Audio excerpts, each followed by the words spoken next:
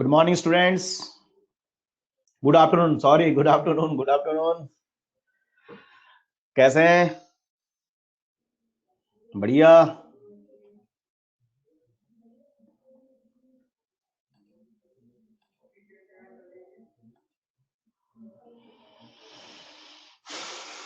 Fine fine बेटा, fine. विशाल जायसवाल, मस्त sir, क्या बात है।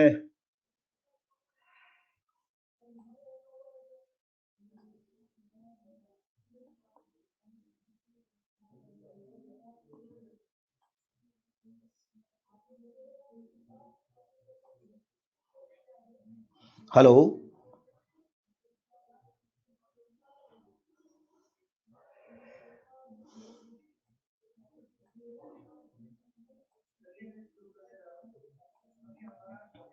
ज्वाइन करिए सुमित कुमार। स्लाइड एक सेकंड बेटा, ये हैंग हो गया यार।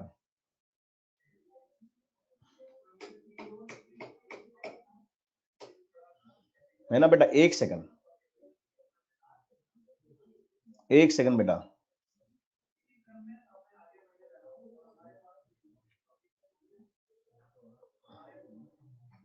सर हैंग हो गया क्या ये? देखिए, अब आपको क्या करना है, सीधा क्लोज कर दो। कर दो। अभी पढ़ाई थोड़ी आपने।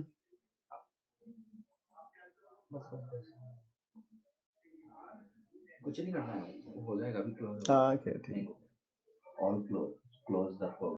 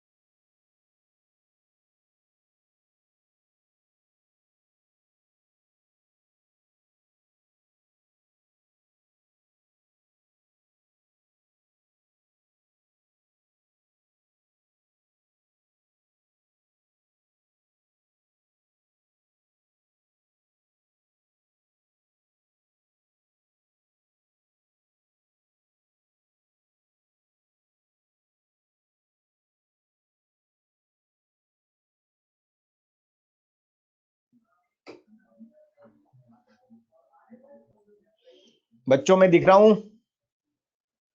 मेरी आवाज आ रही है? हेलो स्टूडेंट्स, मेरी आवाज आ रही है बेटा? यस, स्क्रीन शेयर हो गई आपको? Yes, screen.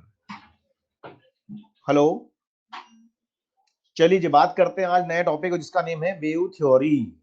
बच्चों, वेव में अगर हम बात करें तो वेव भी दो तरह से चैप्टर पढ़ते हैं। एक तो होता है मैकेनिकल वेव, एक होता है non mechanical wave. Non mechanical wave basically light wave होती है, उसको अलग से स्टडी करते हैं।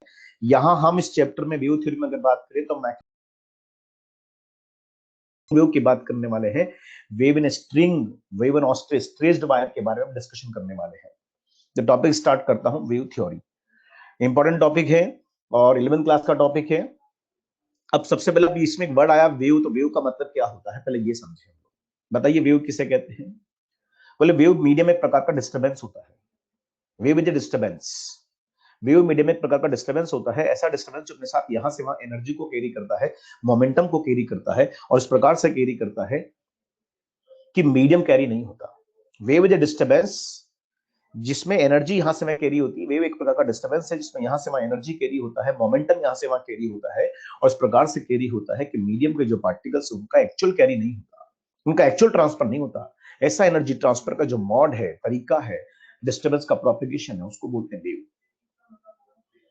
तो ध्यान रखिए बच्चों, वेव का मतलब ध्यान रखिए एनर्जी प्रोपेगेशन है। एनर्जी का प्रोपेगेशन यहां से वहां तक हो, मोमेंटम का प्रोपेगेशन यहां से वहां तक हो, इस प्रकार से हो कि मीडियम का जो पार्टिकल है उसका एक्चुअल ट्रांसफर ना हो, वो अपनी पोजीशन पे ऑसिलेशन करता है, एनर्जी को आगे बढ़ाता रहता है।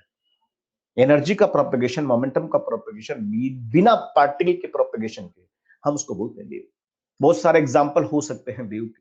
मैं बोल रहा हूं, मेरी बात आप सुन रहे हैं, तो ये भी साउंड एक प्रकार का वेव प्रोपेगेशन है, ये भी वेव का एग्जाम्पल।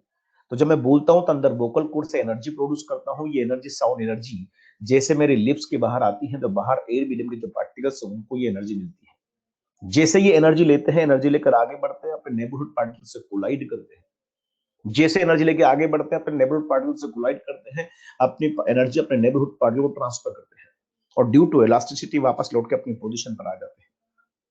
मैंने एनर्जी दिया, मेरे लिप के पास जो पार्टिकल, उनको एनर्जी दिया, वो एनर्जी लेकर आगे बढ़ते हैं, जैसे आगे बढ़ते हैं अपनी एनर्जी दूसरे को शेयर करते हैं और वापस लौट के आ जाते हैं। अब एनर्जी दूसरे के पास पहुंचती है, वो दूसरा वाला पार्टिकल एनर्जी लेकर आगे बढ़ता है और एनर्जी तीसरे पार्टिकल को देता है, वो भी लौट के अपनी पोजीशन पर आता है। इस तरह से पार्टिकल एनर्जी का ट्रांसफर होता रहता है, और जिन पार्टिकल को मैंने एनर्जी दिया था, वो पार्टिकल एनर्जी लेकर आपके यहीं पहुंचते हैं। पार्टिकल से पार्टिकल एनर्जी ट्रांसफर होती है, एनर्जी का प्रोपगेशन होता रहता है, और आप मेरी बात सुन रहे होते हैं। एनर्जी का प्रोपगेशन है, मोमेंटम का प्रोपगेशन हो रहा है, और इस प्रकार से प्रोपगेशन हो रहा है कि मीडियम में जो पार्टिकल है वो अपनी पोजीशन पे ऑसिलेशन करता है, वो एनर्जी को लेकर आगे नहीं जाता। मैंने जिन पार्टिकल को एनर्जी दिया था, वो मेरे लिप्स के पास ही ऑसिलेशन करते हैं, उनका एक्चुअल ट्रांसफर नहीं होता, वो एनर्जी लेकर आपके ईयर ड्रम तक नहीं पहुंचते, और फिर भी आप एनर्जी आप सुन लेते हैं, एनर्जी आप तक पहुंच जाती है। तो ऐसा एनर्जी ट्रांसफर का जो तरीका है उसको बोलते हैं वेव। ऐसे हम बोल सकते हैं wave on A stretched wire. Stretched wire के अंदर जो वेव है वो भी एक प्रकार का वेव का एग्जांपल है। मैं सपोज मान लीजिए मेरे पास यहां पर मैं बोलूं, मेरे पास एक वायर है और रिजिड सपोर्ट से कनेक्टेड है। ये वायर का फ्री एंड मेरे हाथ में है। अब फ्री एंड में मैं यहाँ डिस्टर्बेंस क्रिएट करता हूं। जब डिस्टर्बेंस क्रिएट करता हूं तो इस वायर को मैं ऊपर नीचे अप एंड डाउन यहाँ पर ऑसिलेशन कराता हूं। तो यहाँ पर डिस्टर्बेंस क्रिएट होता है, और ये डिस्टर्बेंस यहाँ से ट्रेवल करता हुआ कुछ मोमेंट के बाद रिजिड सपोर्ट पहुंचता है। यहां से डिस्टर्बेंस क्रिएट हुआ और ये डिस्टर्बेंस मीडियम में आगे बढ़ता है, एनर्जी आगे बढ़ती है और रिजिड सपोर्ट पे पहुंच जाती है। डिस्टर्बेंस का यहाँ प्रोपेगेशन हो रहा है, मोमेंटम का यहाँ से वहां तक प्रोपेगेशन हो रहा है, पर जिस पार्ट को मैंने एनर्जी दिया है वो अपनी पोजीशन पर यहीं पर ऑसिलेट करता रहता है। यहाँ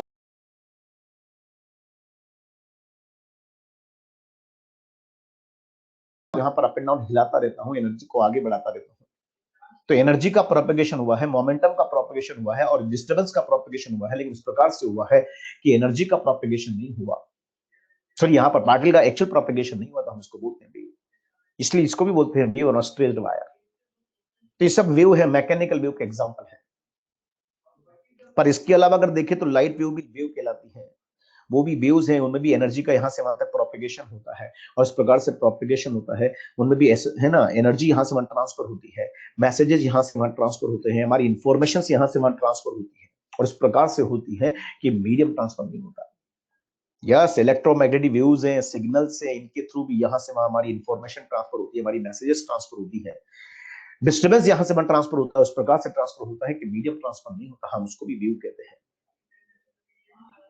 हम सबके पास मोबाइल होता है, मोबाइल में हेलो हाउ आर यू बोलते हैं, तो जैसे हेलो हाउ आर यू बोलते हैं तो ये साउंड एनर्जी है, ये एनर्जी मोबाइल कैच करता है, और जैसे मोबाइल कैच करता है तो इसको कन्वर्ट करता है इलेक्ट्रोमैग्नेटिक वेव्स में, सिग्नल में, और ये एनर्जी डालता मीडियम में। अब हम जिससे बात करते हैं ना, उसके पास भी मोबाइल होता है, वो मोबाइल उन पार्टिकल फ्रीक्वेंसी के सिग्नल को कैच करता है और उसको कन्वर्ट कर,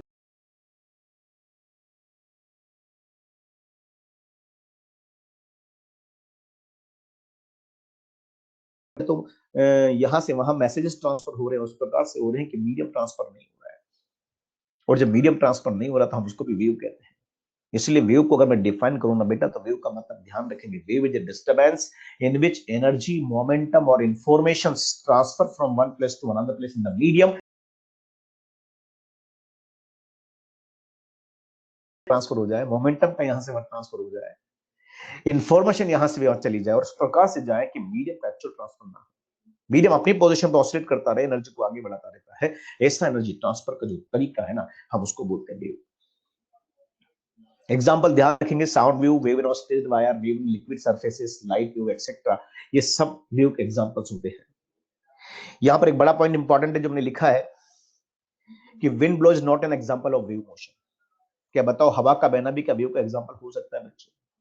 तो बोले हवा का बहना वेव का एग्जांपल नहीं हो सकता। क्यों? क्योंकि जब हवा बहती है तो हवा में एयर के जो पार्टिकल्स है वो भी ब्लो कर जाते हैं। एनर्जी का तो प्रोपगेशन हो रहा है, लेकिन साथ के साथ अगर देखा जाए तो एनर्जी के साथ साथ मीडियम का जो पार्टिकल है, एयर का जो पार्टिकल है, वो भी यहां से एक्चुअल ट्रांसफर हो जाता है। और जब एक्चुअल ट्रांसफर हो जाता है तो हम उसको वेव नहीं कहते। वेव की कंडीशन क्या रखी? मीडियम का पार्टिकल अपनी पोजीशन पर ऑसिलेशन करता है और एनर्जी को आगे बढ़ाता है। एनर्जी का ट्रांसफर हो, मोमेंटम का यहां से ट्रांसफर हो, इस प्रकार से हो कि मीडियम ट्रांसफर ना हो। मीडियम अपनी पोजीशन पे ऑसिलेशन करता रहता है, एनर्जी को आगे बढ़ाता रहता है। ऐसा एनर्जी ट्रांसफर यहां पर जो होता है हम उसको बोलते हैं, ऐसे एनर्जी ट्रांसफर जो होता है उसको बोलते हैं। लेकिन वेव, यहाँ विंड ब्लो में क्या हो रहा है कि एयर के पार्टिकल भी ब्लो कर जाते हैं,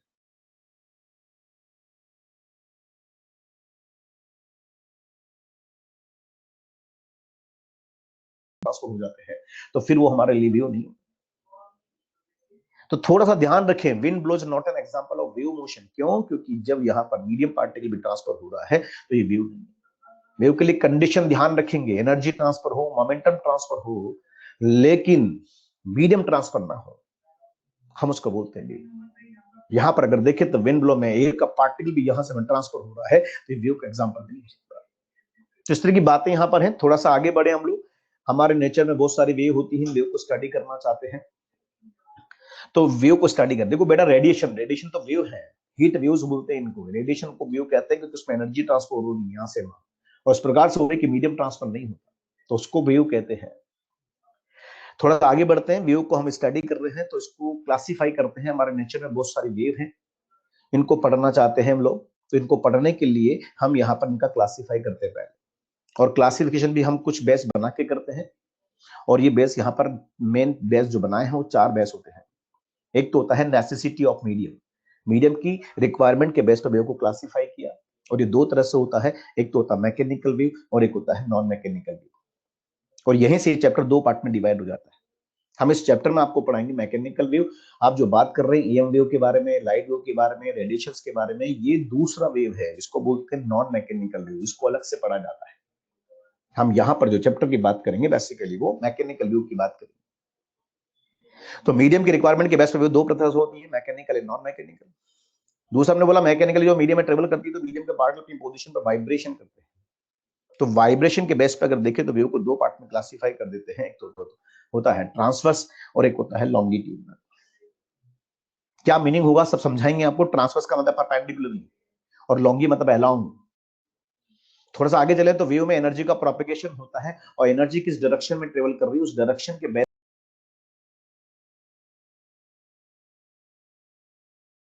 एंड 3 डायमेंशन। और चौथा जो क्लासिफिकेशन है वो है on basis of energy propagation. बच्चों, वेव में एनर्जी प्रोपेगेट होता है तो एनर्जी प्रोपेगेशन के बेस पर वेव को 2 पार्ट में क्लासिफाई करते हैं, प्रोग्रेसिव एंड स्टेशनरी। इनको हम सबको 1 बाय 1 स्टडी करेंगे। पहले हम स्टार्ट करते हैं नेसेसिटी ऑफ मीडियम के बेसिस पर वेव को कैसे क्लासिफाई किया। 4 तरह से क्लासिफिकेशन नेसेसिटी ऑफ मीडियम है, mechanical, non mechanical, vibration of particle wave से लॉन्गिट्यूडनल ट्रांसवर्स, डायमेंशंस के बेस पे 1 dimensional, 2 dimensional and 3 dimensional, and fourth यहां पर होगा progressive and stationary on basis of energy propagation. Start करते हैं हम लोग। सबसे पहले बात करते हैं on basis of medium requirement. बच्चों, मीडियम रिक्वायरमेंट के बेस पे वेव को 2 पार्ट में क्लासिफाई किया, मैकेनिकल एंड नॉन मैकेनिकल। सबसे पहले बात करता हूं मैकेनिकल, जो सबसे इंपॉर्टेंट। ऐसी वेव जिनके प्रोपेगेशन के लिए मीडियम की रिक्वायरमेंट होती है, जो बिना मीडियम के प्रोपेगेट नहीं हो सकता, जो बिना मीडियम के अपना कोई एग्जिस्टेंस शो नहीं कर सकता, हम उस वेव को बोलते हैं मैकेनिकल वेव। मैं बोल रहा हूं, मेरी बात आप सुन रहे हैं, तो इसका जो फिनोमिना है, ये साउंड वेव, ये भी एक प्रकार का मैकेनिकल वेव है। मैं बोलता हूं, मेरी बात आप सुन रहे हैं, तो इस एयर मीडियम की वजह से आप सुन पा रहे होते हैं। अगर यहाँ वैक्यूम क्रिएट कर दिया जाए, यहाँ पर एयर ना हो मीडियम में, और अगर मीडियम वैक्यूम है, तो क्या आप मेरी बात सुन पाएंगे? नहीं सुन पाएंगे। तो साउंड वेव क्या है? बेसिकली मैकेनिकल वेव है। ये ऐसा वेव है जिसके प्रोपोर्शन के लिए मीडियम की रिक्वायरमेंट होती है। अब मीडियम भी कौन सा? मीडियम भी ऐसा नहीं, मीडियम भी मटेरियल मीडियम। हमारी एनसीईआरटी लिखती है medium should be material medium. ऐसी वेव जिसके प्रोपोर्शन के लिए material medium essentially required, these are called mechanical waves. बोले यार मटेरियल मीडियम का मतलब क्या? बोले मटेरियल मीडियम में 2 प्रॉपर्टी बड़ी इंपॉर्टेंट होती है, ये होनी चाहिए। एक तो प्रॉपर्टी होती है इनर्शिया और एक प्रॉपर्टी होती है इलास्टिसिटी। और जिस मीडियम में ये दो प्रॉपर्टी प्रेजेंट होती है उसको बोलते हैं मटेरियल मीडियम। एक तो होता है इनर्शिया और एक इलास्टिसिटी। देखो इनर्शिया का मतलब हम लोग बोलते हैं इनर्शिया मतलब mass, inertia directly proportional to mass, inertia को मास से मेजर करते हैं। तो ये प्रॉपर्टी बोलना चाहता है कि मीडियम के जो पार्टिकल्स है या मीडियम के पास अगर बात करें तो मीडियम के जो पार्टिकल्स है उनके पास मास होना चाहिए। बोले मास का क्या रोल है? बोले due to inertia, due to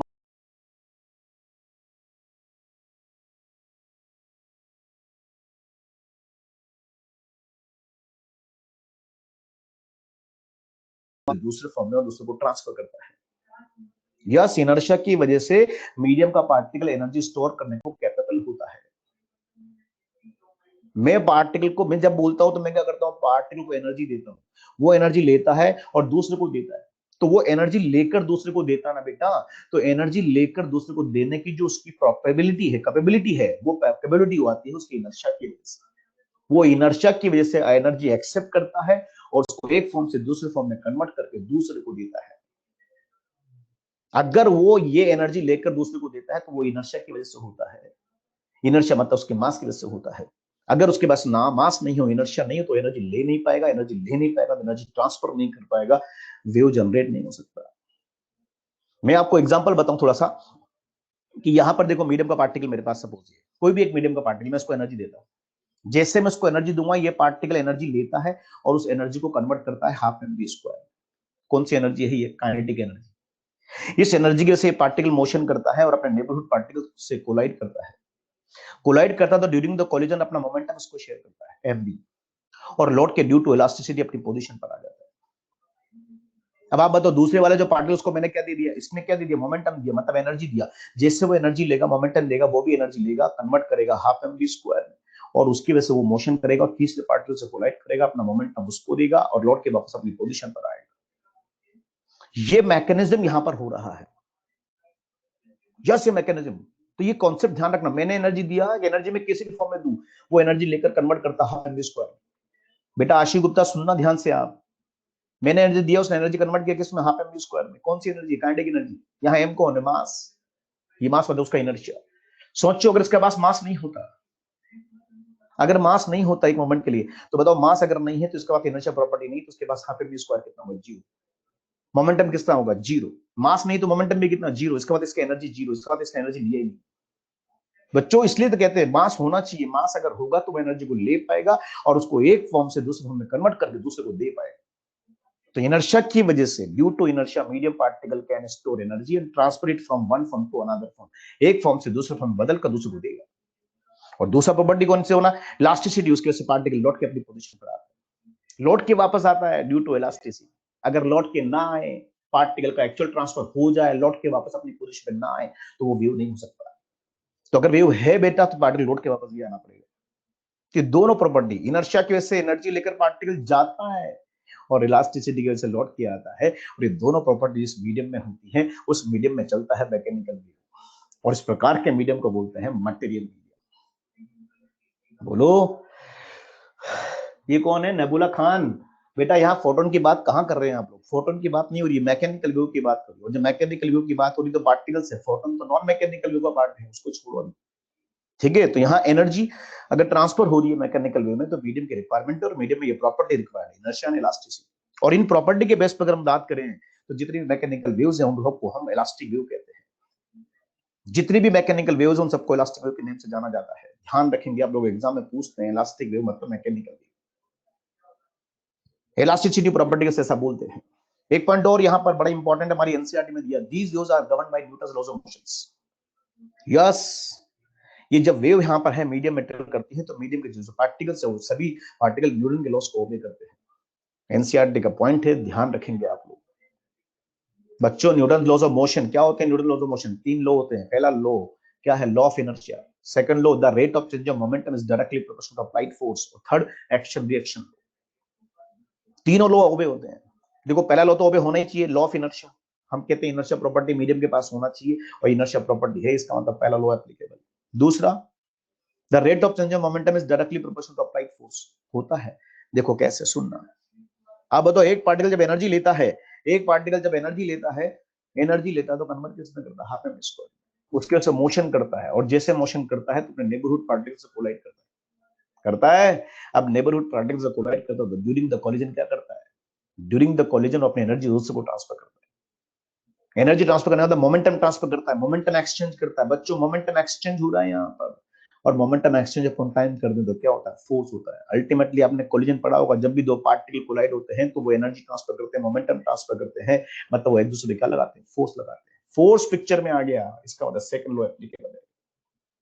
और जब फोर्स प्रेजेंट होता है तो फोर्स हमेशा क्या होता है? पेयर में होता है। अगर ये इस पे एक्शन करता है तो पीछे रिएक्शन भी होता है। दो पार्टिकल कोलाइड कर रहे हैं, कोलाइड कर रहे हैं मतलब सेकंड लॉ एप्लीकेबल है। कोलिजन हमने पढ़ा ना, द रेट ऑफ चेंज, यहां मोमेंटम चेंज होता है, मोमेंटम चेंज अपॉन टाइम क्या होगा? फोर्स। Second law applicable. और फोर्स अगर है तो एक्शन रिएक्शन होगा डेफिनेटली। ये पार्टिकल इस पे फोर्स लगाता है तो ये भी इस पे फोर्स लगाएगा, तीसरा लॉ भी एप्लीकेबल है। कहने का मतलब यहां पर अगर स्टडी करें हम लोग, अगर यहां पर स्टडी करें तो न्यूटन के तीनों लॉ भी होते हैं। तो याद रखेंगे, जब मैकेनिकल वेव मीडियम में ट्रेवल करती है तो मीडियम के सभी पार्टिकल्स न्यूटन के लॉस को ओबे करते हैं, और इन सभी मीडियम की प्रॉपर्टी की वजह से इन वेव को इलास्टिक वेव भी कहते हैं। दूसरा हम लोग थोड़ा सा ध्यान रखें, नॉन मैकेनिकल वेव, नेम से पता चलता है ऐसी वेव जिनके प्रोपल्शन के लिए मीडियम की रिक्वायरमेंट नहीं होती। मीडियम एसेंशियल नहीं है, मीडियम हो तब भी ये वेव ट्रेवल कर जाती है, मीडियम नहीं हो तब भी ट्रेवल कर जाती है। ऐसी वेव को बोलते हैं नॉन मैकेनिकल वेव। यस, ये वेव ऐसी हैं जो सॉलिड में चलती हैं, लिक्विड में चल सकती हैं, गैस में चल सकती हैं, और कुछ नहीं हो तो वैक्यूम में भी चल सकती हैं। इनको बोलते हैं non mechanical wave. In wave का अपना खुद का सेल्फ एग्जिस्टेंस होता है। ये electric field magnetic field component से मिलकर बनी है, और ये दोनों फील्ड कंपोनेंट वैक्यूम में एग्जिस्ट करते हैं, इसीलिए वेव वैक्यूम में भी हो सकती है। इसको मीडियम से कुछ लेना देना नहीं है। मीडियम हो तब भी चलती है, मीडियम नहीं हो तो वैक्यूम में भी चलती है। इन वेव्स को बोलते हैं नॉन मैकेनिकल वेव, और इसको हम अलग से पढ़ते हैं। बस इसके लिए पॉइंट ध्यान रखना आप कि ये वेव जो भी है इसमें इलेक्ट्रिक फील्ड और मैग्नेटिक फील्ड होते हैं, और दोनों एक दूसरे के परपेंडिकुलर होते हैं, और इन दोनों के सुपरपोजिशन से जो एनर्जी बनती है वो एनर्जी इन दोनों फील्ड के भी परपेंडिकुलर मोशन करती है। इसलिए बोलते हैं electric field perpendicular to magnetic field, magnetic field perpendicular to DOP. ये तीनों एक दूसरे के परपेंडिकुलर होने की वजह से इस वेव का नेचर ऑलवेज ट्रांसवर्स होता है। ध्यान रखेंगे, जितनी भी नॉन मैकेनिकल वेव सबका नेचर कैसा होता है? ट्रांसवर्स होता है। कैसा? ट्रांसवर्स। क्यों? ये ई और बी से मिलकर बनी है, और दोनों फील्ड कंपोनेंट के परपेंडिकुलर इस वेव का प्रोपेगेशन। डीओपी का मतलब होता है direction of propagation, direction of propagation, DOP. इस वेव का जो प्रोपेगेशन होगा ना, एनर्जी का जो प्रोपेगेशन होगा, इन दोनों फील्ड के परपेंडिकुलर परपेंडिकुलर होने की वजह से इस वेव का नेचर ट्रांसवर्स होता है। और ट्रांसवर्स अगर है तो ये एक फिनोमेना शो करती है, दैट इज कॉल्ड पोलराइजेशन। पढ़ा आप लोगों ने ही है ना, ऑप्टिक्स में पढ़ते हैं, पोलराइजेशन एक ऐसा फिनोमेना है जिसके बेस पर वेव के नेचर को डिसाइड करते हैं। जो वेव पोलराइजेशन फिनोमेना शो करती है वो नेचर में ट्रांसवर्स होती है, और जो पोलराइजेशन फिनोमेना शो नहीं करती वो नेचर में लॉन्गिट्यूडनल होती है। बच्चों ये वेव कैसी है? ट्रांसवर्स नेचर की वेव है, इसलिए कैन बी पोलराइज्ड। पढ़ते हो ना यार, निकोल प्रिज्म से लाइट को पास करते हैं तो अनपोलराइज्ड लाइट पोलराइज्ड लाइट में कन्वर्ट हो जाती है। तो थोड़ा सा ध्यान रखें आप कि नेचर में ट्रांसवर्स है, और इसलिए पोलराइजेशन फिनोमेना शो करती है। ठीक है? और ये ऐसी वेव है जो सॉलिड, लिक्विड, गैस सभी में वैक्यूम में भी प्रोपेगेट हो जाती है, पर इसको हम अलग से पढ़ते हैं। ये चैप्टर अलग है, हम तो यहाँ पर बात कर रहे हैं मैकेनिकल वेव के बारे में। देखो थोड़ा सा आगे बढ़े तो दूसरा जो क्लासिफिकेशन स्टार्ट कर रहा हूं, और वो है further classification of mechanical waves. बहुत अच्छा है, बात सुनना ध्यान से। मैकेनिकल वेव का मैं फर्दर क्लासिफिकेशन करने जा रहा हूं। हमें पता है कि मैकेनिकल जो मीडियम में ट्रेवल करती हैं तो मीडियम के इनफाइनाइट पार्टिकल अपनी पोजीशन पे वाइब्रेशन करते हैं, और वाइब्रेशन के ड्यूरिंग वो अपने नेबरहुड पार्टिकल से कोलाइड होते हैं। ड्यूरिंग कोलिजन वो अपना मोमेंट अपने नेबरहुड को ट्रांसफर करते हैं, और ड्यू टू इलास्टिसिटी वापस लौट के अपनी पोजीशन पे आ जाते हैं। पार्टिकल से पार्टिकल एनर्जी ट्रांसफर होती जाती है, मोमेंटम आगे बढ़ता जाता है, और पार्टिकल को एक्चुअल ट्रांसफर नहीं होता। ऐसा एनर्जी ट्रांसफर मैकेनिकल वेव कहलाता है। तो हम इस वेव को और अगर आगे क्लासिफाई करें, basis of vibration of particles, तो मैकेनिकल वेव जो मीडियम में ट्रेवल करती है तो मीडियम के इनफाइनाइट पार्टिकल अपनी पोजीशन में वाइब्रेशन करते हैं, और वाइब्रेशन के बेस पर अगर देखें तो वेव दो तरह से होती है। कौन कौन सी? Longitudinal and transverse. वीओपी का मतलब वाइब्रेशन ऑफ पार्टिकल। बेटा सिद्धार्थ ऐसे मत करो, वीओपी मतलब वाइब्रेशन ऑफ पार्टिकल्स। तो देखो स्टार्ट करते हैं। ऐसी वेव, ऐसी मैकेनिकल वेव जिसमें vibration of particle direction of wave propagation के पैरेलल होता है। जिस डायरेक्शन में एनर्जी जा रही है उस डायरेक्शन में पार्टिकल भी ऑसिलेट करते हैं। वीओपी डीओपी पैरेलल है तो उस वेव को बोलते हैं लॉन्गिट्यूडनल। लॉन्गी मत लॉन्ग। ट्रांसवर्स का मतलब वीओपी डीओपी परपेंडिकुलर। जिस डायरेक्शन में एनर्जी प्रोपेगेट हो रहा है डीओपी, उसकी परपेंडिकुलर वाइब्रेशन ऑफ पार्टिकल हो, वीओपी डीओपी परपेंडिकुलर, तो उसको बोलते हैं ट्रांसवर्स मैकेनिकल वेव। इसका बेस्ट एग्जांपल बोल सकते हैं wave on A stretched wire. Practical example है, आप सबने देखा होगा, एक वायर रिजिड सपोर्ट से कनेक्टेड है ऐसे, और ये वायर का फ्री एंड है। मैं यहाँ पर डिस्टर्बेंस क्रिएट करना चाहता हूँ, तो कैसे करता हूँ, वायर को मैं हल्का सा स्ट्रेच करता हूँ और जर्क देता हूँ अप एंड डाउन। तो जब अप एंड डाउन को जर्क देते तो यहाँ पर वेव्स बन जाती है। यहाँ पर पार्टिकल ऊपर नीचे ऑसिलेशन करते हैं। ये तो कौन हो गया, वीओपी, वाइब्रेशन ऑफ पार्टिकल। और एनर्जी का जो प्रोपगेशन इस मीडियम में होता है हॉरिजॉन्टली, स्ट्रिंग हॉरिजॉन्टल डायरेक्शन में। तो डीओपी वीओपी दोनों एक दूसरे के परपेंडिकुलर, वेव का कैसा होगा, ट्रांसवर्स। बोलो। और जब वेव यहां पर ऐसे ट्रांसवर्स बनती है तो यहां पर देखो क्रेस्ट और ट्रफ का फॉर्मेशन होता है।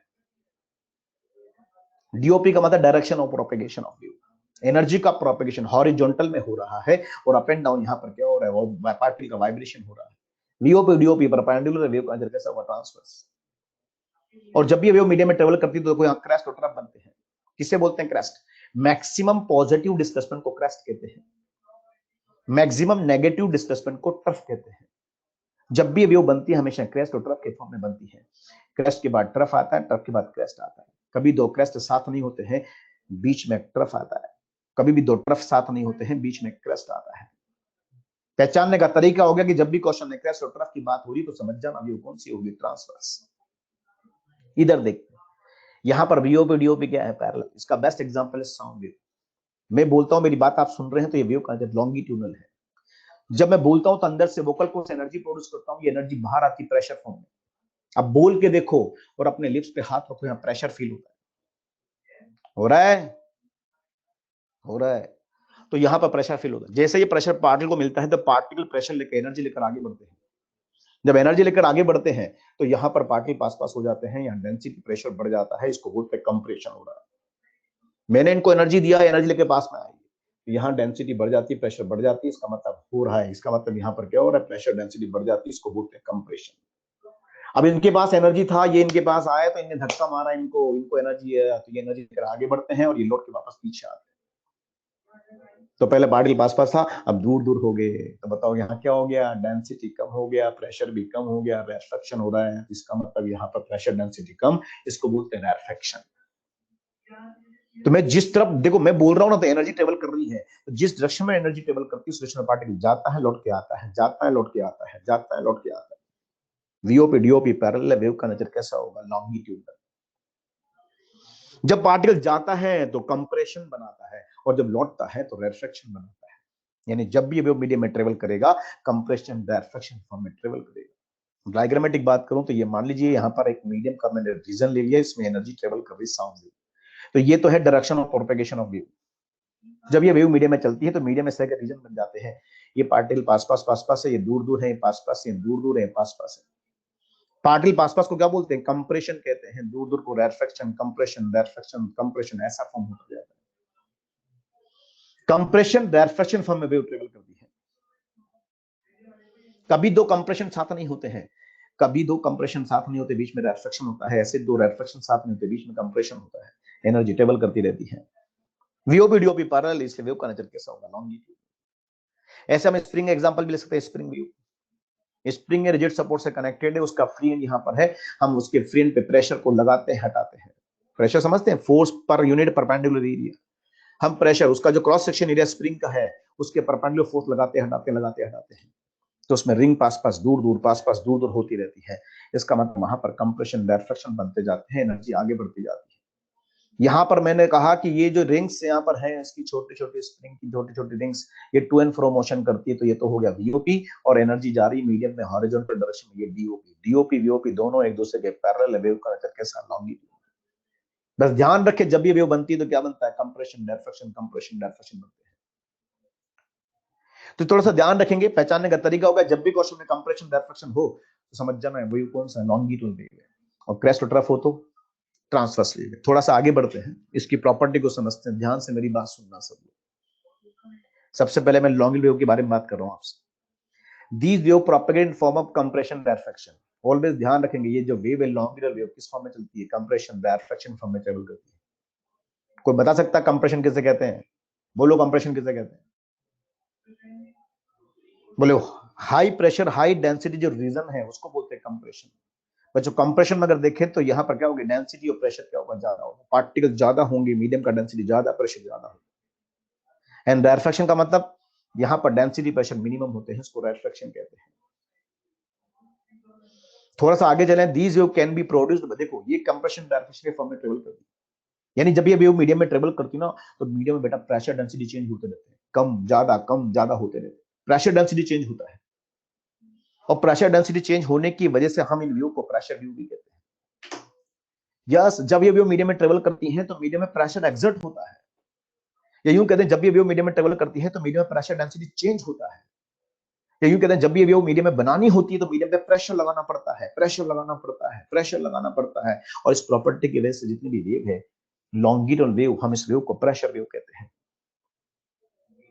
प्रेशर मूव है ना, प्रेशर, यहां पर प्रेशर वेव कहते हैं, शॉर्ट उसको पी वेव कहते हैं। ध्यान रखेंगे जितने भी लॉन्गिट्यूडनल वेव्स हैं हम सबको प्रेशर वेव के नाम से भी कॉल करते हैं, क्योंकि ये वेव प्रेशर लगाने से बनती है, या ये प्रेशर जब ये ट्रेवल करती है तो medium is subjected to pressure change, और इसी प्रॉपर्टी की वजह से हम इसको बोलते हैं प्रेशर वेव। अब आप जानते हैं प्रेशर ऐसा स्ट्रेस एक प्रकार का जो सॉलिड लिक्विड गैस तीनों मीडियम सस्टेन कर सकते हैं। सॉलिड में प्रेशर लगा सकते हैं, लिक्विड में प्रेशर लगा सकते हैं, गैस में प्रेशर लगा सकते हैं, सॉलिड लिक्विड गैस तीनों में प्रेशर लगा सकते हैं, इसलिए वो तीनों मीडियम में ट्रेवल कर जाती है। यस, ध्यान रखेंगे जितनी भी लॉन्गिट्यूडल वेव है वो तीनों मीडियम में ट्रेवल करती है, सॉलिड लिक्विड गैस कर सकती है, और नेचर में लॉन्गिट्यूडल है इसलिए कैन नॉट बी पोलराइज्ड। एक बार मेडिकल में क्वेश्चन आया था नीट में कि sound wave in a gaseous medium can be polarised और नॉट। बच्चों sound wave in a gaseous medium का नेचर होता है लॉन्गिट्यूडनल, और वो कभी भी पोलराइजेशन शो नहीं कर सकती, क्यों, क्योंकि उनका नेचर कैसा होता है, लॉन्गिट्यूडनल। तो ये wave longitudinal wave can not be polarised. अब ऐसे ही हम बात करें ट्रांसवर्स की, तो ट्रांसवर्स को मैंने समझाया था कि क्रेस्ट और ट्रफ के फॉर्म में प्रोपेगेट होती है। किसे बोलते हैं क्रेस्ट, मैक्सिमम पॉजिटिव डिस्प्लेसमेंट को क्रेस्ट, मैक्सिमम नेगेटिव डिस्प्लेसमेंट को ट्रफ कहते हैं। आगे चलते हैं, during this wave proportion medium is subjected to shearing stress. Yes, बात को समझ लेना सब लोग, जिस तरह से वेव को बनाने के लिए मीडियम पर प्रेशर लगाना पड़ता है या मीडियम पर प्रेशर लगता है, वैसे के वैसे जब भी हम ट्रांसवर्स मैकेनिकल वेव को बनाते हैं तो मीडियम को शेयरिंग स्ट्रेस देनी पड़ती है। आपने नेम सुना शेयरिंग स्ट्रेस, कोई बता सकता है शेयरिंग स्ट्रेस क्या होता है, किसे कहते हैं शेयरिंग स्ट्रेस? शेयरिंग स्ट्रेस को बोलते हैं tangential stress, force upon tangential area, force upon tangential area, force upon area नहीं बेटा, फोर्स अपॉन टेंजेंशियल एरिया। कोई भी बॉडी है और उसका कोई क्रॉस सेक्शन एरिया है, मान लीजिए बोतल मेरे पास है, इस बोतल का क्रॉस सेक्शन एरिया ये है, तो इस बोतल का जो क्रॉस सेक्शन एरिया है इसके अगर मैं परपेंडिकुलर फोर्स लगा दूं तो force upon this perpendicular area, ये तो क्या हो गया, प्रेशर। पर अगर मैं इस एरिया के, इस क्रॉस सेक्शन एरिया के अलोंग ऊपर या नीचे फोर्स लगा दूं, एरिया के अलोंग फोर्स लगा दूं, तो मैंने इसको क्या दिया, टेंजेंशियल स्ट्रेस। तो बात को समझना, जब भी इस वेव को बनाना है ट्रांसवर्स मैकेनिकल वेव को, तो हमें मीडियम को क्या देना पड़ता है, टेंजेंशियल स्ट्रेस देनी पड़ती है, मतलब शेयर स्ट्रेस देनी पड़ती है। और शेयर स्ट्रेस देने की वजह से जितनी भी ट्रांसवर्स मैकेनिकल वेव है उनको शेयर वेव कहते हैं या उनको एस वेव कहते हैं। बच्चों शेयर वेव कहते हैं जितनी भी ट्रांसवर्स मैकेनिकल वेव है ना उनको शेयर वेव के नेम से जाना जाता है या एस वेव के नेम से जाना जाता है, क्योंकि जब भी वेव बनानी होती है मीडियम को क्या देना पड़ता है, शेयर स्ट्रेस देना पड़ता है। आप सोचो इससे पहले जो मैंने व्यू बनाया था ये ट्रांसफर, इसको मैंने शेयर व्यू दिया है। कैसे, बोले देखो ये वायर यहाँ पर ऐसा होता है स्टार्टिंग में, आप सबने देखा होगा वायर यहाँ पर लीनियरली होता है, जैसे ये इसका क्रॉस सेक्शन एरिया है ना यहाँ पर ये और इसका शेप कैसा होता है, सिलेंड्रिकल, और ये इसका क्रॉस सेक्शन एरिया है। अब आप बताओ इसके अंदर व्यू बनाने के लिए आपने जर्क किधर दिया इसको, तो बोले इस क्रॉस सेक्शन के एरिया के परपेंडिकुलर फोर्स नहीं लगाया हमने, हमने इस एरिया के ऊपर या इसको नीचे फोर्स दिया है। ये जो क्रॉस सेक्शन एरिया है ना इसके ऊपर या नीचे हमने फोर्स लगाया, तभी तो up and down particle oscillation कर रहा है, एनर्जी आगे जा रही है। तो मैंने इस क्रॉस सेक्शन एरिया के अलोंग ऊपर या नीचे फोर्स दिया है, इसका मतलब मैंने इसको क्या दिया, शेयर स्ट्रेस दिया। तो ध्यान रखें जब भी इस वेव को बनाना है, जब भी इस वेव को बनाना है हमें क्या देना पड़ता है, शेयरिंग स्ट्रेस देनी पड़ती है। और इसी प्रॉपर्टी की वजह से ये वेव शेयर वेव के नेम से जाने जाती है, शॉर्ट में एस वेव कहते हैं। तो ध्यान रखना जितनी भी ट्रांसवर्स मैकेनिकल वेव है उनको शेयर वेव कहते हैं, और जितनी भी लॉन्गिट्यूडल वेव है उनको प्रेशर वेव कहते हैं। अब आपको पता है शेयर स्ट्रेस ये कैसी स्ट्रेस होती है जो केवल और केवल रिजिड मीडियम सस्टेन कर सकती है।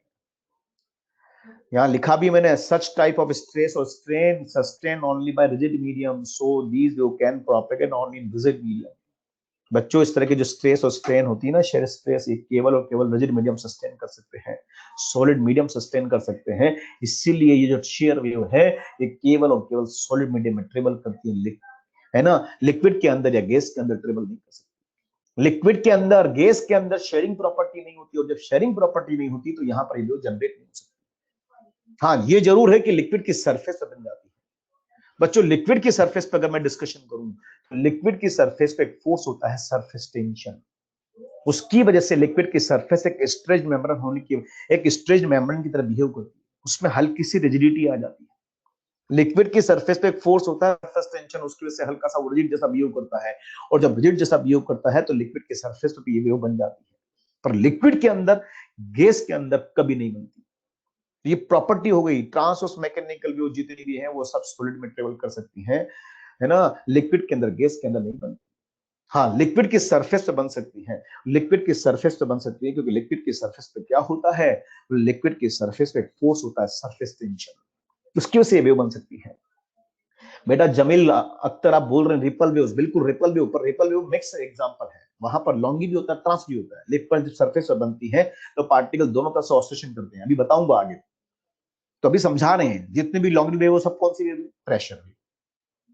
कौन कौन से मीडियम में चलती है बताइए, सॉलिड लिक्विड गैस तीनों में चलती है। ट्रांसवर्स मैकेनिकल वेव कैसी वेव है, शेयर वेव, एस वेव। किस मीडियम में चलती है, सॉलिड मीडियम में चलती है। कौन कौन सॉलिड, जितने भी सॉलिड है वो सब, और यहाँ पर लिक्विड की सरफेस पे वेव बनती है, लिक्विड के अंदर या गैस के अंदर कभी नहीं बनती। बताओ ये wave can be polarised, no, ये सॉरी ये वेव कैन बी पोलराइज्ड, क्यों, क्योंकि वेव नेचर में ट्रांसवर्स होती है। Longitude wave can not be polarised, लेकिन ये this wave can be polarised because nature में कैसी होती है, ट्रांसवर्स होती है। तो इस तरह की बातें थोड़ी सी ट्रांसवर्स मैकेनिकल भी यहाँ पर ध्यान रखें। ये सब mechanical wave, but by nature दो तरह से होती है, लॉन्गी एंड ट्रांसवर्स की प्रॉपर्टीज, इन दोनों को हम पढ़ने वाले हैं। अब देखो थोड़ा सा आगे बढ़े हम लोग, बात को समझना, ये सब बातें मैंने करी, अब कुछ पॉइंट में ले रहा हूं। हमने दो तरह से क्लासिफिकेशन बढ़ा, एक तो मैकेनिकल, एक नॉन मैकेनिकल, और एक फिर लॉन्गिट्यूड एंड ट्रांसवर्स। सब लोग बताइए, मेरे क्वेश्चन का जवाब देना, ये जो ट्रांसवर्स मैकेनिकल वेव्स है, ये जो ट्रांसवर्स मैकेनिकल वेव्स है, ये किस मीडियम में चलती है, सॉलिड मीडियम में चलती है। और जो लॉन्गिट्यूडल वेव है वो किस में चलती है, सॉलिड लिक्विड गैस तीनों में चलती है। ठीक है, अब मैं कुछ बातें पूछ रहा हूं, जवाब देना सब लोग। मैंने एक स्टेटमेंट लिखा है बोर्ड पर कि जितनी भी नॉन मैकेनिकल वेव्स हैं, बच्चों बात को समझना, जितनी भी नॉन मैकेनिकल वेव्स हैं वो सब नेचर में ट्रांसवर्स होती है। मैंने कहा था नॉन मैकेनिकल वेव क्या होती है, इलेक्ट्रोमैग्नेटिक वेव्स है, electric field, magnetic field component से मिलकर बनी है, और उनका नेचर कैसा होता है, ट्रांसवर्स।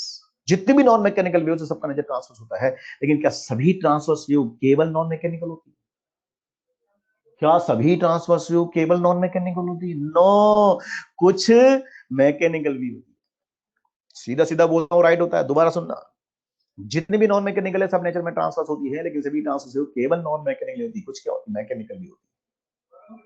समझ में आ गया ममता पारिक, यस, जितनी भी नॉन मैकेनिकल, अरे all non mechanical wave transfer nature है।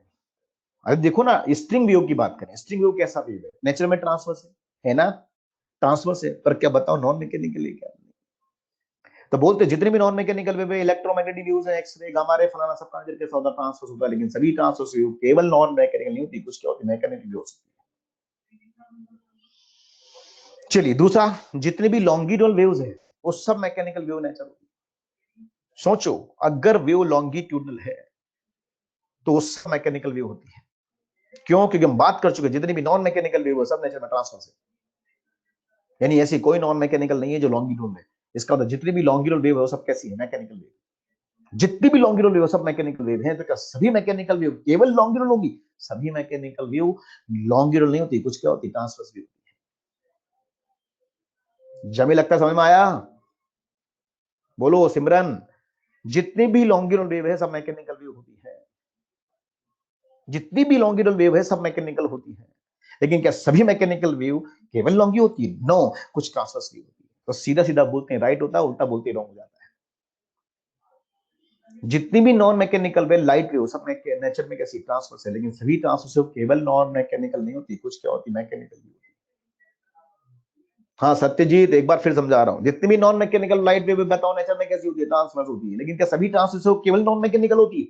नो, कुछ मैकेनिकल भी होती है। स्ट्रिंग वेव मैकेनिकल है, ट्रांसवर्स।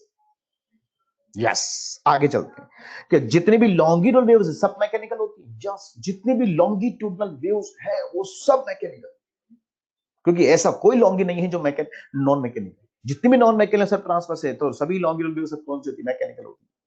तो क्या सभी मैकेनिकल वेव केवल लॉन्गी होती है? बोले सभी मैकेनिकल वेव लॉन्गी नहीं होती, कुछ ट्रांसवर्स भी होती है। स्ट्रिंग वेव ट्रांसवर्स है, मैकेनिकल है।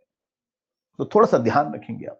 डी ब्रोगली वाली बात मत करो मेरा बेटा, यहां पर हम लोग मैकेनिकल वेव की बात कर रहे हैं, नॉन मैकेनिकल की बात नहीं चल रही है, डिस्कशन है। चलिए आगे चलते हैं। अब देखो बात एक और समझना आप लोग। मैं आपसे पूछूं, बताओ लॉन्ग वेव किस मीडियम में चलती है? Solid, liquid, gas. Transverse mechanical किस में चलती है? सॉलिड। तो अब मैं यहाँ पे एक क्वेश्चन पूछता हूँ सबसे बढ़िया, कि बताइए सॉलिड मीडियम में वेव का नेचर क्या हो सकता है? बोले सॉलिड मीडियम में कौन सा मैकेनिकल वेव हो सकता है? बोले सॉलिड मीडियम में मैकेनिकल वेव ये भी हो सकता है और ये भी हो सकता है। या सॉलिड मीडियम में अगर देखा जाए तो दोनों वेव बन सकती है। सॉलिड में ये भी हो सकता है और सॉलिड में ये भी हो सकता है। इसका मतलब सॉलिड मीडियम ऐसा मीडियम है जो प्रेशर को भी सस्टेन कर सकता है, शेयर स्ट्रेस को भी सस्टेन कर सकता है, और इसलिए वहां पर दोनों वेव हो सकती है। ये डिपेंड करता है कि अपने उसको कैसे प्रोड्यूस किया है। सॉलिड मीडियम को आपने कैसे एक्साइट किया है उस पर डिपेंड करता है कि वहां वेव का नेचर कैसा होगा। तो ध्यान रखिए, बड़ा इंपॉर्टेंट क्वेश्चन है मेडिकल के पॉइंट ऑफ व्यू से। वो पूछता है बताइए सॉलिड मीडियम में वेव का नेचर क्या हो सकता है? बोले सॉलिड मीडियम में वेव का नेचर दोनों हो सकता है, लॉन्गी भी हो सकता है, ट्रांस भी हो सकता है। ये डिपेंड करता है कि आपने डिस्टर्बेंस कैसे बनाया है। तो मैं एग्जांपल ले रहा हूं इस पॉइंट को समझाने के लिए। देखो मेरे पास एक आयरन रॉड है, ये some mixed examples of longitudinal and transverse mechanical waves. Transverse and longitudinal waves के कुछ मिक्स एग्जांपल बात कर रहे हैं।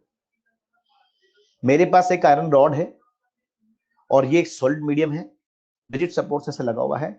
मेरे हाथ में एक हैमर है, मैं इसको इस तरह से बीट करता हूँ। क्रॉस सेक्शन एरिया के परपेंडिकुलर में ऐसे बीट करता हूँ। जब ऐसे बीट करता हूं तो यहाँ पर जो आयरन पार्टिकल है वो इसे टू एंड फ्रो मोशन करते हैं और एनर्जी को आगे बढ़ाते हैं।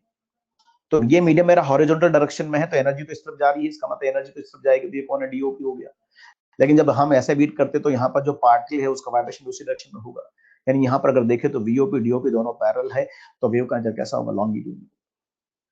लेकिन अगर मान लो केस मेरा ऐसा होता कि मेरे पास एक आयरन रॉड है, रिजिड सपोर्ट से लगी हुई है, और इसकी कॉर्नर पर मैं इस तरह से हैमरिंग करता हूँ। जब बेटा ऊपर से फोर्स लगाऊंगा तो पार्टिकल क्या जानता बेचारा, उसको ऊपर से मारेंगे तो वो ऊपर नीचे मोशन करने की कोशिश करेगा, मतलब उसका वाइब्रेशन यहाँ पर अप एंड डाउन होगा। लेकिन एनर्जी मीडियम के अलॉन्ग चल रही है, मीडियम मेरा हॉरिजॉन्टल है, तो एनर्जी ऐसे जाएगी। डीओपी और वीओपी दोनों इस केस में क्या होंगे? परपेंडिकुलर। तो वेव का कैसा होगा? ट्रांसवर्स। लेकिन अगर मान लो ये मैं इंक्लाइनली इसको बीट करता हूं, तो जब इंक्लाइनली बीट करता हूं तो पार्टिकल क्या जानता है? अगर आप इंक्लाइनली बीट करते हैं तो पार्टिकल इंक्लाइनली मोशन करेंगे, और जब इंक्लाइनली मोशन करेंगे तो उसके दो कंपाउंड होंगे, एक तो डीओपी के पैरेलल होगा और एक डीओपी के परपेंडिकुलर होगा। एक पैरेलल कंपोनेंट और एक परपेंडिकुलर, इसका मतलब वेव का नेचर यहाँ पर क्या होगा? बोथ। इसका मतलब ये हुआ कि यहाँ पर अगर बात करें तो वेव की नेचर सॉलिड मीडियम में दोनों तरह से हो सकती है, और लॉन्गी भी हो सकती है, ट्रांस भी हो सकती है। ये डिपेंड करता है कि आपने इसको कैसे एक्साइट किया है। अगर मीडियम मेरे पास सॉलिड है और इसको मैं प्रेशर देता हूं, आपको पता है मैंने यहाँ प्रेशर दिया, इसको क्रॉस सेक्शन एरिया के परपेंडिकुलर फोर्स लगाया, प्रेशर दिया, वेव बनेगी प्रेशर वेव। पर अगर मैं यहाँ पर क्रॉस सेक्शन एरिया के एलोंग फोर्स लगाता हूं तो यहाँ पर शेयर वेव बनती है। और अगर दोनों एक साथ ही लगा दूं, इस तरह से इंक्लाइनली फोर्स लगा दूं, तो दोनों वेव एक साथ भी बन सकती है। ध्यान रखेंगे, प्रॉपर्टी हो गया in same solid medium both longitudinal and transverse mechanical wave can be produced. It depends on mode of excitation. ध्यान रखेंगे, डिपेंड करता है एक्साइटेशन के मोड पर। एक ही सॉलिड मीडियम में दोनों वेव बन सकती हैं, डिपेंड करता है मोड ऑफ एक्साइटेशन पर। बस यहां एक पॉइंट इंपॉर्टेंट है, ध्यान रखेंगे आप लोग। अगर एक ही सॉलिड में दोनों वेव बनती है, लॉन्गिट्यूडनल एंड ट्रांसवर्स वेव, तो दोनों की स्पीड में डिफरेंस होता है। यहां पर हम ध्यान रखेंगे वीपी की जो स्पीड है वो वीएस से ज्यादा होती है। लॉन्गिट्यूडल वेव का स्पीड ज्यादा होता है ट्रांसवर्स मैकेनिकल वेव की स्पीड से। एक ही सॉलिड में अगर दोनों वेव ट्रेवल करती हैं तो लॉन्गी और ट्रांस में अगर देखें तो स्पीड में डिफरेंस होता है। लॉन्गी का स्पीड ज्यादा, ट्रांस का स्पीड कम। प्रैक्टिकल फिनोमेना है। लॉन्गी में वीओपी डीओपी पैरेलल होता है, तो जिस डायरेक्शन में एनर्जी को जाना है उसी डायरेक्शन में पार्टिकल भी जा रहा है, दोनों सेम डायरेक्शन में जा रहे हैं, तो एनर्जी प्रोपेगेशन में सपोर्ट करते हैं, एनर्जी तेजी से आगे बढ़ती है। वीओपी डीओपी पैरेलल है तो एनर्जी तेजी से आगे बढ़ती है, दोनों एक दूसरे का सपोर्ट करते हैं। जिस डायरेक्शन में एनर्जी को जाना है पार्टिकल उसी डायरेक्शन में जा रहा है, एनर्जी लेकर जा रहा है। यानी पार्टिकल का जो वाइब्रेशन हो रहा है ना बेटा, वो भी एनर्जी प्रोपेगेशन में हेल्प कर रहा है। इसलिए स्पीड ज्यादा होती है लॉन्गिट्यूडल वेव। ट्रांसवर्स में क्या होता है, वीओपी डीओपी एक दूसरे के परपेंडिकुलर होते हैं, और जब वीओपी डीओपी एक दूसरे के परपेंडिकुलर होते हैं तो वहां पर एनर्जी का प्रोपेशन थोड़ा स्लो हो जाता है। ध्यान रखेंगे सब लोग, एक ही सॉलिड में दोनों वेव बनाई जा सकती है, डिपेंड करता है मोड ऑफ एक्साइटेशन पर जब एक ही सॉलिड में दोनों वेव चलती हैं तो लॉन्गी की स्पीड ट्रांस से ज्यादा होती है। आवाज आ रही है मेरी बच्चों, प्यारे बच्चों? थ्योरी है ये, मैं क्या करूं, समझना पड़ेगा आर्टिकल। आगे चले देखो, अब इसका देखो बेस्ट, मैंने कहा ना सोल्ड मीडियम जब भी आ जाए और आंसर पूछे कि सोल्ड मीडियम वेव नेचर कैसा होगा तो आंसर देंगे बहुत। एक बेस्ट एग्जांपल लेते हैं, देखो सेस्मिक वेव का, आप सबने नाम सुना है सेस्मिक वेव, अर्थक्वेक के ड्यूरेशन में जनरेट होती है। अर्थक्वेक के ड्यूरेशन में जो वेव बनती है उन वेव अर्थक्वेक के ड्यूरेशन में जो वेव्स बनती है उन बोलते हैं वेव को सेस्मिक वेव्स। और इन सेस्मिक वेव का नेचर भी longitudinal as well as trans दोनों होता है। क्यों? क्योंकि सेस्मिक वेव जो बनती है वो अर्थ की सरफेस के अंदर बनती है और अर्थ की सरफेस के नीचे मीडियम कैसा सॉलिड इनफैक्ट मीडियम है, बहुत बड़ा मीडियम है। और जब इनफैक्ट मीडियम सॉलिड मीडियम है तो वहां पर वेव का नेचर बोथ हो सकता है। ध्यान रखें, जब भी मीडियम सॉलिड आ जाए वेव का नेचर पूछे और ऑप्शन में बोथ है तो बहुत टिक करना है, क्योंकि मीडियम सॉलिड में वेव का नेचर बोथ हो सकता है। सेस्मिक वेव का नेचर भी कैसा होगा, बोथ। वहां पर लॉन्गी ट्रांस दोनों हो सकती है। देखो मैं आपको समझाता हूं, बात बहुत सिंपल सी है। सपोज मैंने कहा ये अर्थ की सरफेस, जवाब देना। अर्थ की सरफेस के काफी डिस्टेंस नीचे एक हाई इंटेंसिटी का डिस्टर्बेंस क्रिएट होता है। जहां पे डिस्टर्बेंस क्रिएट होता है इसको बोलते हैं एपिसेंटर। यहां पर डिस्टर्बेंस क्रिएट होता है, ये डिस्टर्बेंस मीडियम में ट्रेवल करता है, डिस्टर्बेंस मीडियम में ट्रेवल करता है, और इसी को हम लोग बोलते हैं seismic wave.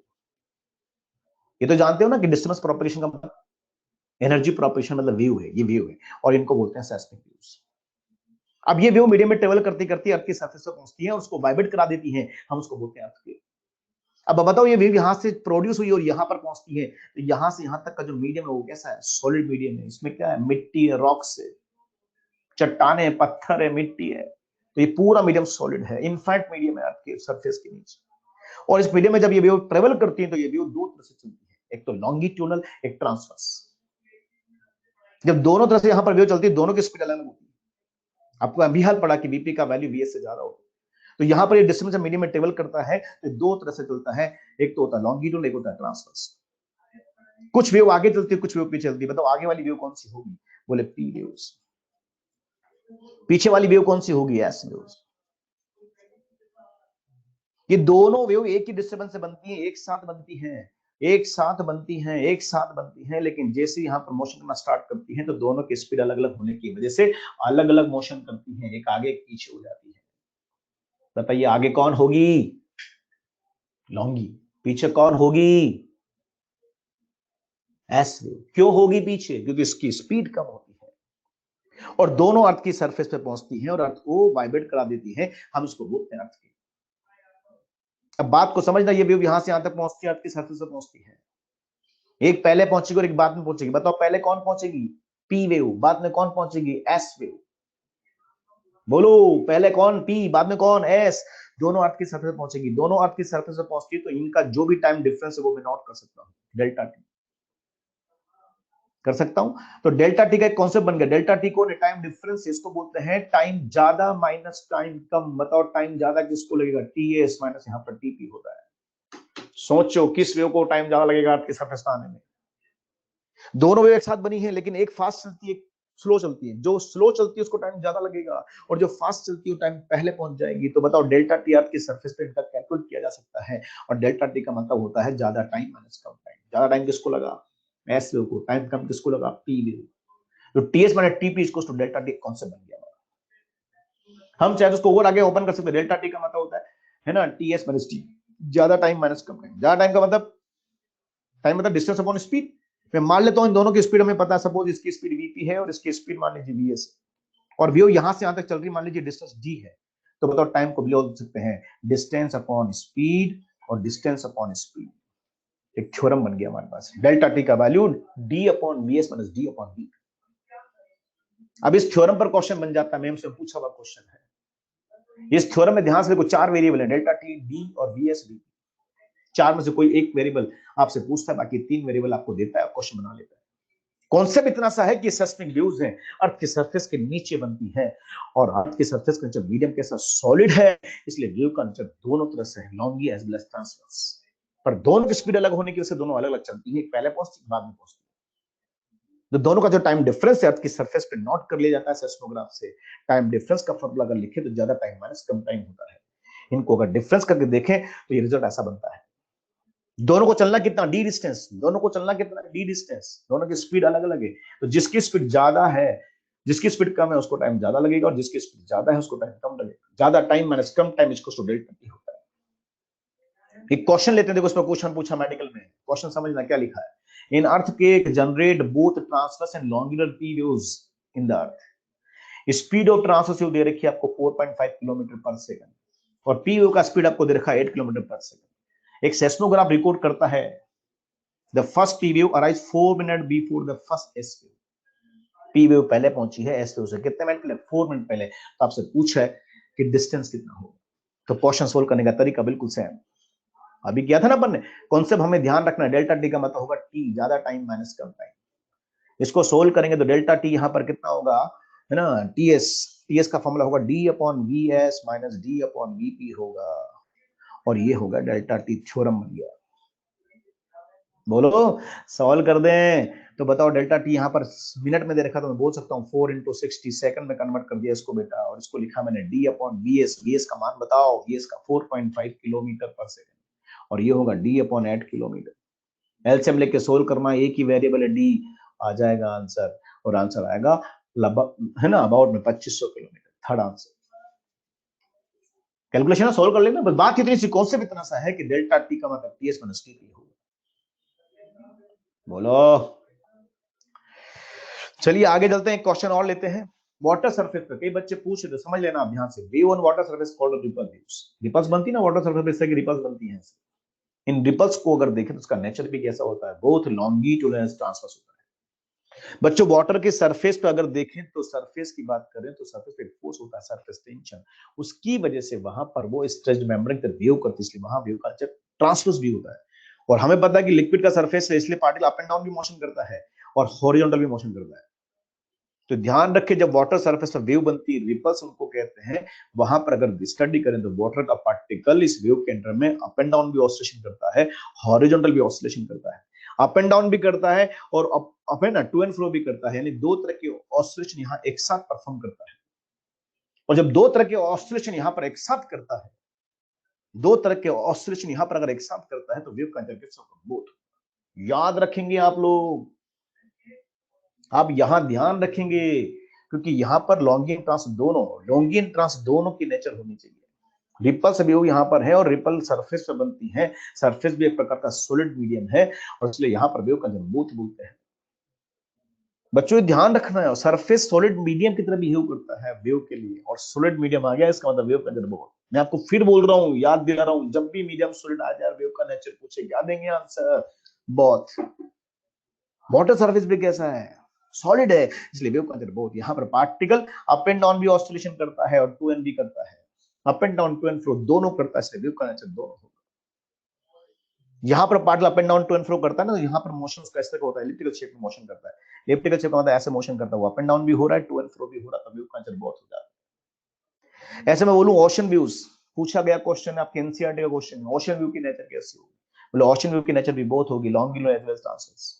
Ocean view surface पे भी होता है, ओशन के सरफेस पर भी, और ओशन के अंदर भी होगा। ओशन के अंदर कौन सी होगी, लॉन्गिट्यूडनल व्यू। सरफेस पे कैसे होगी, बोथ। तो इसने केवल ओशन व्यूज पूछा है, इसका मतलब हम बोलेंगे वेव्स इन एन ओशियन, यहां पर कॉम्बिनेशन ऑफ लॉन्गिट्यूडनल ट्रांसवर्स होता है।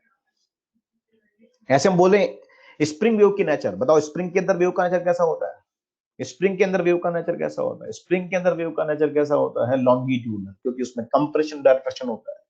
पर अगर मैं बोल दूं लॉन्ग स्प्रिंग, फ्लेक्सिबल स्प्रिंग की बात करूं, तो लॉन्ग एंड फ्लेक्सिबल स्प्रिंग की बात करें तो वहां वेव का नेचर लॉन्गिट्यूडनल ट्रांसफर दोनों होता है। बच्चों अगर स्प्रिंग लॉन्ग होती है तो फ्लेक्सिबल हो ही जाती है, लॉन्ग है तो फ्लेक्सिबल है। अपने पढ़ा था के directly proportional to 1/a, L अगर ज्यादा है तो के उसका कम होगा, और जिसका स्प्रिंग का के कम होगा उसकी स्टीफनेस कम होगी, कमजोर होगी, फ्लेक्सिबल होगी। और जब स्प्रिंग फ्लेक्सिबल होगी तो हम उस पर प्रेशर लगाते हटाते हैं, लगाते हटाते हैं। अप एंड डाउन होती है तो वहां पर कंप्रेशन डायरेक्शन बनते हैं और क्रैश और ट्रप भी बनते हैं। बोलो बच्चों, मेरी बात दिख रही है, कनेक्टिविटी मिल रही है। मेरी आवाज आ रही है सबको? मेरी आवाज आ रही है बच्चों? मेरी आवाज आ रही है?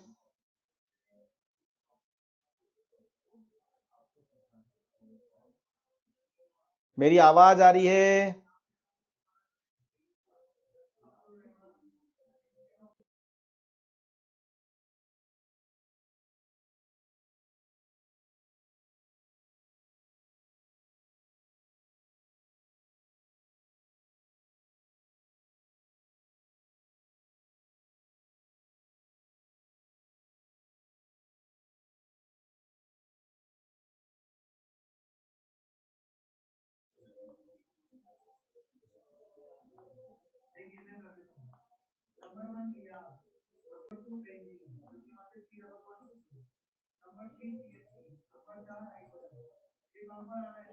मैं दिख रहा हूं? दिख रहा हूं अब? तो इससे थोड़ा ध्यान रखें, अगर स्प्रिंग की बात करें तो उसमें नेचर कैसा होगा, लॉन्गी, और स्प्रिंग लंबी हो जाए, लचीली हो जाए, तो आंसर क्या हो जाएगा, बहुत लॉन्गी जो एज वेल एज ट्रांस, दोनों प्रकार की वेव होती है, दोनों की वहां पर हो सकता है। तो इस तरह के कुछ मिक्स एग्जांपल है, ध्यान रखेंगे बेटा। थोड़ा सा आगे बढ़े तो कुछ क्वेश्चन की बात करता हूं मैं, जैसे मैंने बोला nature of sound wave in solid medium में भी, बड़ा अच्छा क्वेश्चन है, जवाब देना सब लोग, देखे कौन देता जवाब। बताइए साउंड वेव का नेचर कैसा होगा सॉलिड मीडियम? बच्चों sound wave in solid medium बच्चों को रटा देता है, साउंड वेव का नेचर लॉन्गी होता, लॉन्गी होता, लॉन्गी होता। बच्चों लॉन्गी आंसर नहीं जाएगा, आंसर जाएगा बहुत। समझ लें ध्यान से, very good. Nature of sound wave in solid medium answer जाएगा बहुत। क्यों होगा बहुत? क्योंकि मीडियम सॉलिड है। बच्चों सॉलिड मीडियम में जब साउंड जनरेट होता है तो वहां पर पार्टिकल वाइब्रेशन दोनों तरह से हो सकता है, वो डिपेंड करता है कि आपने कैसे उसको एक्साइट किया है। तो ध्यान रखिए, कई बच्चे उसका फर्स्ट आंसर टिक कर जाते हैं, वो इसलिए टिक कर जाते हैं कि उनको रटा हुआ रहता है साउंड वेव का नेचर लॉन्गिट्यूड है। अरे साउंड वेव का नेचर लॉन्गिट्यूड होता है, कब तक होता है? तब तक कि जब मीडियम डिफाइन ना करे।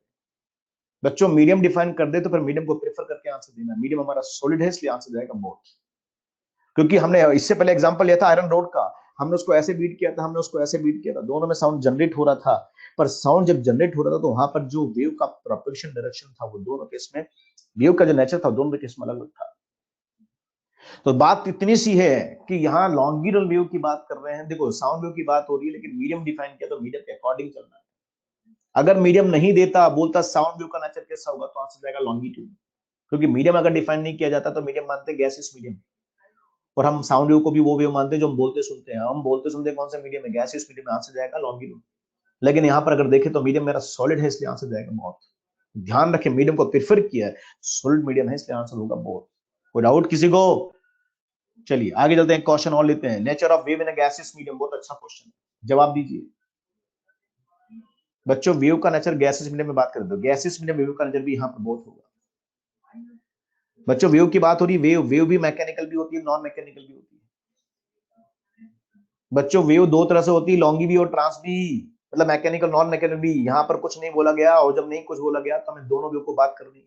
अगर वेव मैकेनिकल हुआ तो ये लॉन्गिट्यूडनल होगा, लेकिन अगर नॉन मैकेनिकल हुआ तो ये वेव ट्रांसवर्स भी होगा। इसका मतलब आंसर क्या जाएगा? बोथ होगा। आशिक गुप्ता समझ में आ गया भाई? अगर मैं बोलता nature of mechanical wave in a gaseous medium तो आंसर जाएगा longitude. Nature of non mechanical wave in a gaseous medium तो बोले कैसा होगा? ट्रांसवर्स। लेकिन कुछ नहीं बोला तो नेचर ऑफ वेव बोला, सिर्फ दोनों वेव की बात करेंगे तो यहाँ आंसर जाएगा बोथ। उमेश तिवारी समझ में आ गया? आंसर क्या जाएगा? बोथ। क्यों? क्योंकि ये वेव की बात हो रही है, वेव को डिफाइन नहीं किया तो दोनों वेव को हमें डिस्कस करके मन में रख के जवाब देना है, आंसर जाएगा बोथ। चलिए आगे चलते हैं। तीसरा जो क्लासिफिकेशन है वो है basis of direction of propagation. बहुत सिंपल सा है, 1D 2D एंड 3D। ऐसी वेव जिसमें एनर्जी का प्रोपगेशन एक स्ट्रेट लाइन में हो उसको बोलते हैं 1D। बेस्ट एग्जांपल क्या? Wave on stretched wire, wave in spring. एक स्ट्रेट लाइन में वेव जा रही है, एक स्ट्रेट लाइन के लॉन्ग मीडियम है, स्ट्रेट लाइन के लॉन्ग अगर एनर्जी जाती है तो उसको बोलते हैं 1D। ऐसा वेव जिसमें एनर्जी का प्रोपगेशन एक प्लेन में होता हो, सरफेस पे होता है, तो उसको बोलते हैं वेव ऑन लिक्विड सरफेस। क्या हो जाएगा? 2D। थोड़ा सा आगे बढ़े तो वेव ऐसा 3D जिसमें एनर्जी का प्रोपगेशन ऑल डायरेक्शन में होता हो, वेव इन स्पेस, हम उसको बोलते हैं 3D। तो जस्ट डायरेक्शन के बेस पे वेव को क्लासिफाई कर दिया 1D 2D and 3D। 3D का एग्जांपल क्या है? Sound wave, light wave, seismic wave, all direction में एनर्जी ट्रेवल करती है, इनको बोलते हैं 3D वेव। समझ में आ रही मेरी बातें सबको बच्चों? स्लाइड नहीं दिख रही है? अरे ऐसे क्या बात कर रहा है? ममता बेटा स्लाइड दिख रही है आपको? तो 1D 2D and 3D, yes. चलिए आगे चल रहा है। एक और क्लासिफिकेशन हमने यहाँ पर देखेंगे, वो है basis of energy propagation. Wave में एनर्जी ट्रेवल करता है तो एनर्जी प्रोपगेशन के बेसिस पर वेव को दो पार्ट में क्लासिफाई करते हैं, प्रोग्रेसिव एंड नॉन प्रोग्रेसिव। बच्चों प्रोग्रेसिव वेव को ट्रैवलिंग वेव भी कहते हैं, हमारी एनसीईआरटी इसको ट्रैवलिंग वेव भी कहती है। नाम से पता चल रहा है ऐसा वेव जिसमें एनर्जी प्रोपगेट होता है in unlimited unbounded medium with finite speed known as progressive. wave in which energy propagate in a medium with finite speed is called as progressive। मैं बोल रहा हूं, मेरी बात आप सुन रहे हैं, तो प्रोग्रेसिव वेव है। साउंड वेव की बात करें, लाइट की बात करें, सब वेव ट्रेवल करती है मीडियम में, एनर्जी प्रोपगेट करती है, तो इनको बोलते हैं प्रोग्रेसिव वेव। पर ऐसी भी वेव है जो मीडियम में प्रोग्रेस नहीं करती। ऐसी भी वेव है जो अपनी मीडियम में अपनी पोजीशन में स्टे करती हैं, स्टैंड करती हैं, ट्रेवल नहीं करती। तो हम उन वेव्स को बोलते हैं नॉन प्रोग्रेसिव वेव। ऐसी वेव जिसमें एनर्जी का प्रोपेगेशन नहीं होता। वेव एनर्जी यहाँ पर जो भी होती है एक लिमिटेड बाउंडेड मीडियम में एग्जिस्ट करती है, एनर्जी ओपन मीडियम में प्रोपेगेट नहीं होती। हम उन वेव को बोलते हैं स्टेशनरी वेव। बहुत बड़ा आर्टिकल है हमारा, इंपॉर्टेंट आर्टिकल है, मेडिकल में जो क्वेश्चन आता है, एक क्वेश्चन यहीं से आता है ना। तो हम इसको डो डिटेल में आगे बात करेंगे, लेकिन जिस मैं आपको समझा रहा हूँ कि ये ऐसी भी वेव है जो मीडियम में ट्रेवल नहीं करती। Wave in which energy exists in a limited bounded medium, energy does not propagate or called as stationary। बच्चों जब ये मीडियम में ट्रेवल नहीं करती है, प्रोपेगेट नहीं होती, इसमें एनर्जी प्रोपेगेशन नहीं होता, तो इसकी स्पीड कितनी होती है? जीरो होती है। ध्यान रखेंगे स्टेशन का स्पीड कितना होता है? जीरो। हाँ, अब ये बच्चा बोल रहा है, दीपक बोल रहा है कि सर इसमें एनर्जी प्रोपेगेट नहीं होता तो इसको वेव क्यों कहते हैं? बेटा इसके भी जवाब है मेरे पास, बात सुनना। ये जो स्टेशनरी वेव है ना, ध्यान रखना, ये प्रोग्रेसिव से मिलकर बना है। याद है आपको, दो प्रोग्रेसिव अपोजिट डायरेक्शन में ट्रेवल करती हुई सुपर इंपोज होती है, तो बनता है स्टेशनरी वेव।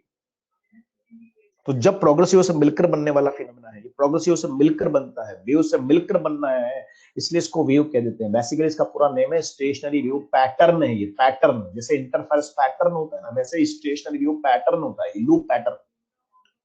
तो थोड़ा सा ध्यान रखें, ये बोलते वेव है, इसलिए बोल देते हैं कि ये वेव जैसा फिनोमेना रखती है, वेव से मिलकर बनी है, इसलिए इसको वेव कह देते हैं। पर ये ऐसा फिनोमेना है, एक पैटर्न है जिसमें एनर्जी का प्रोपेगेशन नहीं होता। ओके, और इसलिए बोलते कि ये वेव नहीं होना चाहिए, लेकिन फिर भी इसको वेव कहते हैं कि वेव से मिलकर बना है। इसका स्पीड जीरो होता है। जितने भी यहाँ, इसका एग्जांपल क्या है, जितने हमारे म्यूजिकल साउंड सोर्स होते हैं, organ pipe, sonometer wire, guitar, sitar, veena, violin, dholak, drum, shehnai, भूपू, इन सबके अंदर जो वेव होती हैं वो कैसी वेव्स होती हैं? स्टेशनरी वेव होती है। फ्लूट का नेम सुना होगा आपने, उसमें वेव कैसे होती है? स्टेशनरी, बाउंडेड मीडियम लगता है। तो थोड़ा सा ध्यान रखें। गिटार वायर देखा होगा आपने, गिटार वायर दोनों तरफ से बाउंडेड होता है, और जब गिटार वायर दोनों बाउंडेड होता है तो उसके अंदर वेव कौन सी होती है? Stationary wave.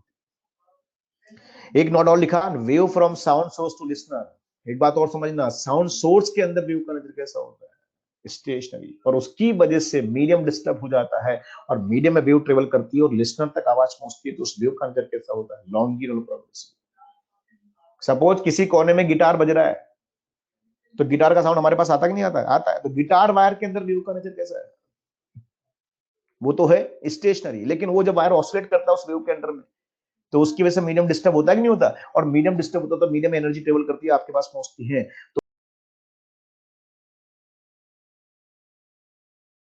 तो नेचर कैसा हुआ? लॉन्गिट्यूडनल प्रोग्रेसिव है। तो इंपॉर्टेंट है, ध्यान रखना। सोर्स के अंदर तो वेव का नेचर क्या होगा? ट्रांस स्टेशनरी, लेकिन सोर्स लिसनर तक वेव का नेचर कैसा होगा? Longitudinal progressive. तो थोड़ा सा ध्यान रखें, यहाँ पर इस तरह की बातें होती हैं। ये वेव का क्लासिफिकेशन है। थोड़ा सा आगे बात करते हैं बच्चों। हम जो यहाँ पर बात करने जा रहे हैं वो है fundamental facts of mechanical wave. इस पूरे चैप्टर में कौन सी वेव पढ़ रहे हैं वो बताइए? मैकेनिकल वेव के बारे में बात कर, मैकेनिकल वेव के बारे में बात कर रहे हैं। तो मैकेनिकल वेव के बारे में कॉन्सेप्ट समझते हैं कि यार ये वेव मीडियम में बनती कैसे है, कैसे इसमें एनर्जी ट्रेवल करती है, वो बात कर रहे हैं। तो बच्चों बात समझना, हम बात कर रहे हैं कॉन्सेप्ट की, fundamental facts of mechanical wave.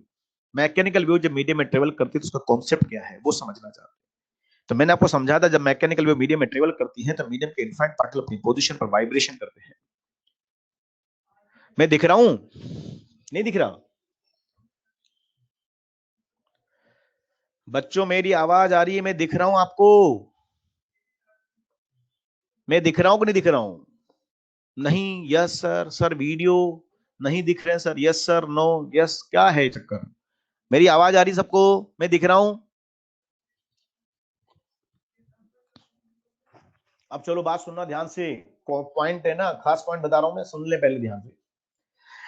हम इस चैप्टर में पढ़ते हैं मैकेनिकल वेव, उसका कॉन्सेप्ट क्या वो समझ ले, पूरा चैप्टर इस कॉन्सेप्ट बेस्ड है भाई। हमारा एनसीईआरटी जो वेव पढ़ाता है साइनसोइडल वेव, उसकी बात कर रहा हूं, उसका कॉन्सेप्ट क्या वो समझा रहा हूं, सुने। हम कहते हैं मीडियम में जब मैकेनिकल वेव ट्रेवल करती है तो मीडियम के इनफाइनाइट पार्टिकल अपनी पोजीशन पर वाइब्रेशन करते हैं और एनर्जी को आगे बढ़ाते रहते हैं। एनर्जी पार्टिकल से पार्टिकल आगे बढ़ती है पर पार्टिकल एक्चुअल ट्रांसफर नहीं होता। ऐसा एनर्जी ट्रांसफर का जो तरीका है उसको बोलते हैं मैकेनिकल वेव, और हम इसको पढ़ना चाहते हैं। और जब हम इसको पढ़ना चाहते हैं ना बच्चों, बात को समझना, जब हम इसको पढ़ना चाहते हैं तो हमें पार्टिकल का यहाँ पर वाइब्रेशन पढ़ना पड़ता है, क्योंकि वेव के अंडर में मीडियम के इनफाइनाइट पार्टिकल अपनी पोजीशन में वाइब्रेशन करते हैं। और वाइब्रेशन को मैं पढ़ा चुका हूं पहले, F is directly proportional to minus X की पावर n। ऐसा मोशन वेव के अंडर में पार्टिकल्स करते हैं, पार्टिकल के अंडर में मीडियम के पार्टिकल ऐसा मोशन करते हैं। और ये यहां पर देखो एन आपने पढ़ा ना, एन का वैल्यू 13579 होता है, वाइब्रेशन पढ़ा था। मैं बोल रहा हूं, मेरी बात आप सुन रहे हैं, तो वेव के अंडर में मीडियम के पार्टिकल इनफाइनाइट जो होते हैं ना, ये ऐसे मोशन करते हैं, और ये मोशन एक कॉम्प्लिकेटेड टिपिकल मोशन होता है, हम इसको पढ़ नहीं सकते। और जब इसको पढ़ नहीं सकते तो वेव को नहीं पढ़ सकते। मैं बोल रहा हूं, आप मेरी बात सुन रहे हो, तो मीडियम के इनफाइनाइट पार्टिकल ऐसा मोशन कर रहे हैं, और ये मोशन कॉम्प्लिकेटेड मोशन होता है, क्योंकि एन का वैल्यू 13579 कुछ भी हो सकता है। जैसे एन का वैल्यू बदलता है बच्चों, पार्टिकल की प्रॉपर्टी में ना, उसका मीडियम का जो मतलब उसका मोशन का जो प्रॉपर्टी बदल जाता है, मोशन टिपिकल हो जाता है, तो हम इसको स्टडी नहीं कर सकते। तो फिर हम यहाँ कुछ एजम्पशंस बनाते हैं। वो एजम्पशन क्या, सुन लें आप लोग। हम मान लेते हैं कि जिस मीडियम में मैकेनिकल वेव ट्रेवल कर रही है वो मीडियम मेरा होमोजीनियस है, सभी मीडियम के पार्टिकल एक जैसे हैं, कोई मीडियम में फॉरेन पार्टिकल नहीं है, सभी का इलास्टिसिटी सेम है, सभी का इनर्शिया सेम है। और दूसरा, हम मान रहे कि मीडियम मेरा रेजिस्टेंस जैसे एनर्जी का लॉस नहीं हो रहा है, पूरी पूरी एनर्जी ट्रेवल कर रही है, बिल्कुल भी एनर्जी लॉस नहीं हो रही। और अगर ऐसा मीडियम मेरे पास है और उस मीडियम में कोई मैकेनिकल वेव ट्रेवल करती है, तो मीडियम के सभी पार्टिकल अपनी पोजीशन पर वाइब्रेशन का सबसे simplest form simple harmonic motion करते हैं। मैंने मान लिया मेरी सुविधा के लिए कि F is directly proportional to क्या हो गया, माइनस एक्स की पावर n। बच्चों एक्चुअल में पार्टिकल ऐसा मोशन करते हैं, पर हम हमारी सुविधा की वजह से मान लेते हैं कि पार्टिकल मोशन कैसा कर रहे हैं, F is directly proportional to minus X की पावर 1 होता है। और ये मोशन ऐसा है जिसको मैं बहुत अच्छे से जानता हूं, समझता हूं, पढ़ता हूं। और जब मैं इसको पढ़ता हूं तो मैं इसको पढ़कर, इसको समझकर पूरी वेव को पढ़ सकता हूं। और इसके बेस पर हम जो वेव पढ़ते हैं, उस वेव का नेम हम लगते हैं सिंपल हार्मोनिक वेव कहते हैं। इस पूरे चैप्टर में हम जो वेव पढ़ते हैं बेटा, वो सिंपल हार्मोनिक वेव पढ़ते हैं, साइनोसोइडल वेव पढ़ते हैं। हम मान के चलते हैं कि वो ऐसा वेव है जिसके अंदर में मीडियम के पार्टिकल अपनी पोजीशन में सब क्या कर रहे हैं, एसएचएम कर रहे हैं। वाइब्रेशन का सबसे सिंपलेस्ट फॉर्म एसएचएम करते हैं, सिंपल हार्मोनिक वेव पढ़ते हैं। पार्टिकल एक्चुअल में ऐसा मोशन करते हैं, पर हम हमारी सुविधा के लिए ऐसा मान लेते हैं। अब एक बात और सुनना, मीडियम में जब ऐसी वेव चलती है, मीडियम में पार्टिकल एसएचएम करते हैं, एसएचएम भी सब जो पार्टिकल करते हैं सबका एसएचएम एक जैसा होता है, या सबका एसएचएम एक जैसा होता है? बोले सभी का एम्पलीट्यूड सेम सेम होता है, सभी का टाइम पीरियड यहाँ पर सेम होता है, सभी का फ्रीक्वेंसी यहाँ पर सेम होता है, सभी का एंगल फ्रीक्वेंसी सेम होता है। दोबारा सुनो, in ideal condition during mechanical wave propagation all medium particle execute simple harmonic motion. सब क्या करते हैं, एसएचएम करते हैं। और एसएचएम भी सब क्या करते हैं, एक जैसा करते हैं, मतलब सभी का एम्पलीट्यूड सेम। बताओ सबका एम्पलीट्यूड सेम क्यों हुआ? बोले एनर्जी लॉस नहीं हो रहा है, मीडियम मेरा होमोजीनियस है, मेरा मीडियम रेजिस्टेंस जैसे एनर्जी बिल्कुल भी लॉस नहीं हो रहा, तो इसका मतलब मीडियम के सभी particle equal equal energy gain कर रहे हैं, पहला पॉइंट। और जब सबको एनर्जी इक्वल मिल रहा है तो बताओ सबका एम्पलीट्यूड क्या होगा सेम। फिर बोलते हैं सभी मीडियम के पार्टिकल का एक साइकिल पूरा होता है और सेम सेम टाइम में पूरा होता है, इक्वल टाइम में पूरा होता है। एनर्जी लॉस नहीं हो रहा है, टाइम यहाँ पर पीरियड भी कांस्टेंट है, इसका मतलब सभी पार्टिकल एक जैसे हैं, सभी को अपना साइकिल पूरा करने में टाइम सेम लगता है, इसका मतलब सभी का टाइम पीरियड सेम। तो सभी का एम्पलीट्यूड सेम, तो सभी का टाइम पीरियड भी सेम होगा, और जब सभी का टाइम पीरियड सेम, तो सभी का फ्रीक्वेंसी भी सेम होगा।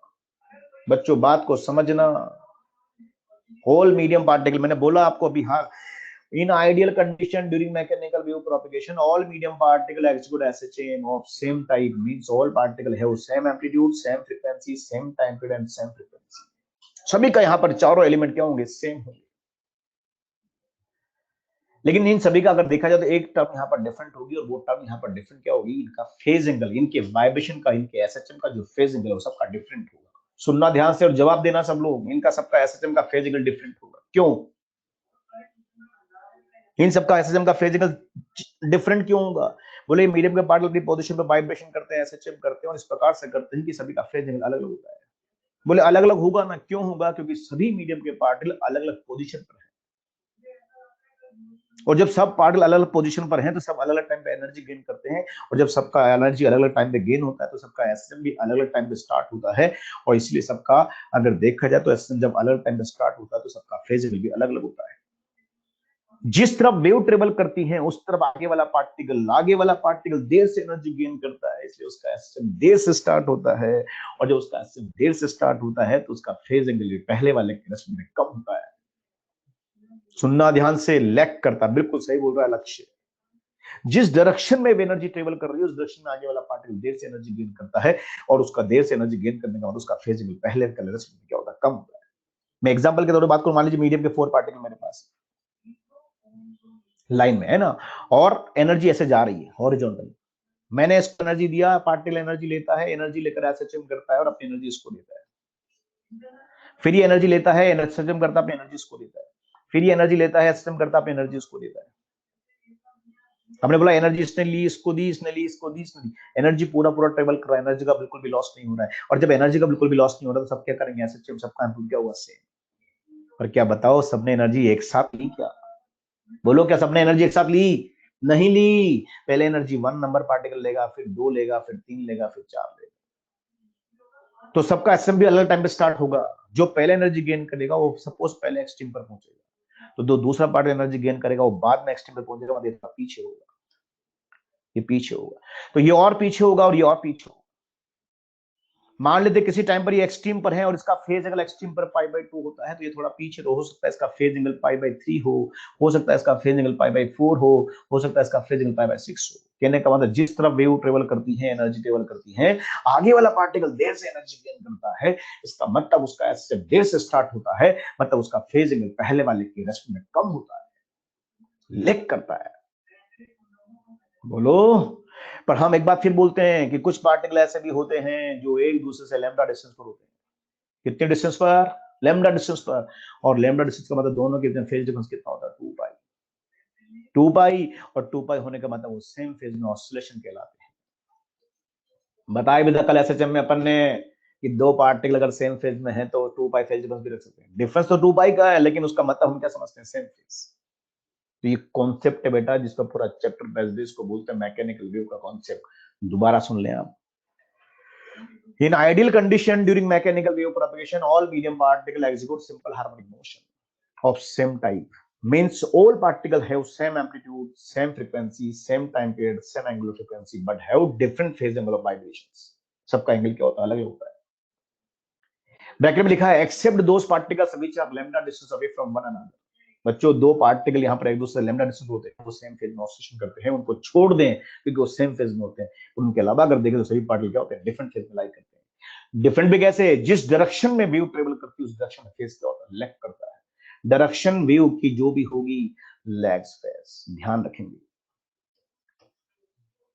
वेव की डायरेक्शन में फेज क्या होता है? लैग करता है। आगे वाला पार्टिकल देर से एनर्जी गेन करता है तो उसका फेज एंगल पहले वाले के में क्या होता है? कम होता है।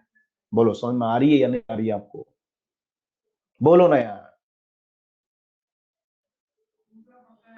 फिर दूसरा बोलते हैं कि मीडियम का पार्टिकल यहाँ पर एनर्जी ट्रांसफर करता है नेबरिंग पार्टिकल्स और नेवर लेफ्ट देयर पोजीशन। सही बात है, मीडियम का पार्टिकल एनर्जी लॉस नहीं कर, एनर्जी यहाँ पर दूसरे को ट्रांसफर करता है, वो अपनी पोजीशन को छोड़ता नहीं। और दूसरा, direction of energy propagation is called direction of wave motion. Wave का जो डायरेक्शन है वही एनर्जी का प्रोपगेशन डायरेक्शन कहलाता है। ये 3 पॉइंट है और इन तीनों को मिलाकर बोलते हैं fundamental concept of mechanical wave. इस कॉन्सेप्ट को लेकर हम जो वेव बनाते हैं उस वेव को बोलना पड़ेगा, उस वेव को बोलना पड़ेगा। इस बोल है ना, अगर इन दोनों तीनों पॉइंट को मिलाकर मैं बोलूं तो ये व्यू जो यहाँ पर बनी है व्यू को बोलना पड़ेगा सिंपल हार्मोनिक व्यू। इस पूरे चैप्टर में हम जो व्यू पढ़ते हैं वो एसएचएम, सिंपल हार्मोनिक व्यू की बात कर रहे होते हैं। देखो ये कॉन्सेप्ट, इसको लेकर मैं व्यू का डायग्राम बनाता हूं आपके सामने। एक छोटा सा डायग्राम बनाते हैं। यहां पर मैं एग्जांपल ले रहा हूं कि मान लीजिए मेरे पास एक वायर है और वायर के अंदर वेव ट्रेवल कर रही है। तो वायर के अंदर जब वेव ट्रेवल करती है तो इस तरह के शेप यहां पर सपोज यहां की है। अभी मेरे पास 9 मिनट है, बात मेरी ध्यान से सुनना। मैं आपको लिंक शेयर करने की जरूरत नहीं, लिंक आपके पास ऑलरेडी है। बोलो लिंक जरूर देके शेयर करना। तो मैं आपको 5-7 मिनट ये पढ़ा रहा हूं, फिर जो भी मैंने पढ़ाया स्लाइड्स मैं आपको लिंक पे डाल दूंगा। अब मेरी बात सुनना। चलिए, ये मेरे पास यहां पर अगर देखें तो वायर है, मैं दिख नहीं रहा हूं, दिख रहा हूं यार, इसी के बात। तो मेरे पास मान लीजिए मैं एग्जांपल ले रहा हूँ, एक यहाँ पर मेरे पास है ना यूनिफॉर्म एक वायर है और जो रिजिड सपोर्ट से कनेक्ट है। वायर का एग्जांपल ले रहा हूँ। वायर एक प्रकार का वेव है जिसमें वेव चल रहा है वन डायमेंशनल वेव। अब वायर के अंदर बहुत सारे पार्टिकल्स हैं, छोटे छोटे पार्टिकल्स हैं, और ये मान के चल रहा हूँ कि वायर मेरा मीडियम जो भी है वो होमोजीनियस है, रेजिस्टेंस लेस है, एनर्जी का बिल्कुल भी लॉस नहीं हो रहा है। अब आप देखें वायर के अंदर बहुत सारे छोटे छोटे पार्टिकल्स यहाँ पर प्रेजेंट है। मैं सभी की बात तो नहीं कर रहा हूँ, लेकिन कुछ पार्टिकल मैंने हाईलाइट कर दिया जिनके अंदर मैं डिस्कशन करना चाह रहा हूँ। तो ये कुछ पार्टिकल मैंने नंबरिंग कर दी 1 2 3 4 5, कुछ पार्टिकल मैंने हाईलाइट कर दी जिसके बारे में मैं आपसे बात कर रहा हूँ। अब बात को समझना, देखो वायर के अंदर वेव कैसे बनाते हैं। बोले वायर का फ्री एंड मेरे हाथ में है, मैंने इसको हल्का सा स्ट्रेच किया और जर्क दिया ऊपर या नीचे, है ना, ऊपर नीचे मैं इसको डिस्टर्ब करूंगा तो एनर्जी इसमें बनती जाएगी। बताओ स्क्रीन दिख रही है आप सबको? तो बताओ टी इक्वल्स टू 0 पर मान लीजिए स्टार्टिंग पार्टिकल ये है वायर का और उसको मैंने धक्का मारा नीचे की तरफ, सपोज नीचे की तरफ मारा, तो ये पार्टिकल एनर्जी लेकर नीचे जाएगा, है ना। अब मान लीजिए मेरी फिंगर है, फिंगर का पहला पार्टिकल मैं इसको धक्का नीचे मारता हूं, एनर्जी लेके नीचे जाता है। जैसे एनर्जी लेके नीचे जाता है तो अपनी एनर्जी इसको शेयर करता है दूसरे वाले को, इसको नीचे पुल करता है, क्योंकि ये दोनों हैवी इंटरमॉलिक्यूलर फोर्स से कनेक्टेड है। जैसे उसको धक्का मैं नीचे मारूंगा, ये अपनी एनर्जी दूसरे को देता है, ये भी इसको नीचे ले जाता है, दूसरा तीसरे को देता है, वो भी इसको नीचे ले जाता है, तीसरा चौथे को देता है, वो भी इसको नीचे ले जाता है। ध्यान से देखें हमें, तो पार्टिकल तो नीचे ऊपर हिल रहे डूब रहे हैं, पर एनर्जी कहां जा रही है? हॉरिजॉन्टल। मैं जब इस पार्टिकल को धक्का मारता हूं नीचे की तरफ तो एनर्जी जाती है हॉरिजॉन्टल, आगे की तरफ जाती है, और ये पार्टिकल एनर्जी लिखना जाता है नीचे जाता है। सपोज टाइम का वैल्यू T/4 हुआ, बात को समझना, टाइम अगर T/4 हो गया तो ये वाला पार्टिकल कहां पहुंचेगा? एक्सट्रीम पर पहुंचेगा। लेकिन T/4 टाइम में इसने एनर्जी आगे वाले को ट्रांसफर कर दी, आगे ट्रांसफर कर दी है। मैं मान लेता हूं कि T/4 वो टाइम है जिसमें एनर्जी आगे बढ़ती बढ़ती बढ़ती, सपोज स्ट्रिंग का ये पार्टिकल, इसके पास एनर्जी पहुंच गई। इसका मतलब T/4 टाइम ये वो टाइम है जब यहां से और यहां तक पूरा मीडियम मेरा डिस्टर्ब हो चुका है। बच्चों बात को समझना, टी को 0 पर मैंने पहला पार्टिकल उसको धक्का मारा नीचे, तो T/4 टाइम में एनर्जी आगे बढ़ी, तो इसका मतलब अगर देखें तो एनर्जी यहां पर आगे बढ़ी और ये पार्टिकल जो है इसको एनर्जी मिल रही है। इसका मतलब यहां से और यहां तक मीडियम के जितने भी पार्टिकल्स सब डिस्टर्ब हो चुके हैं और अपनी पोजीशन पर मोशन स्टार्ट कर दी। लेकिन आपको पता है मीडियम के जितने भी पार्टिकल यहाँ इन सबने एनर्जी एक साथ गेन करी है? सबने एक साथ एनर्जी गेन नहीं करी बेटा। पहले सबसे पहले जो पार्टिकल था सबसे पहले उसने एनर्जी गेन की, इसलिए सबसे पहले एक्सट्रीम पर वो पहुंचेगा। उसके बाद जो दूसरा पार्टिकल है ये थोड़ा पीछे रह जाएगा, ये थोड़ा और पीछे रह जाएगा और पीछे रह जाएगा, और ये वाला पार्टिकल जिससे एनर्जी गेन कर रहा है। प्रैक्टिकल फिनोमेना है, स्ट्रिंग आपके हाथ में है, उसको आप जर्क दो नीचे तो उसमें एक लूप बनता है। ऐसा लूप बनने का मतलब समझे आप? एक पार्टिकल जो सबसे पहले एनर्जी गेन किया था सबसे पहले नीचे होगा, उसके बाद दूसरा पार्टिकल थोड़ा पीछे होगा, फिर तीसरा और पीछे होगा, और चौथा और पीछे होगा।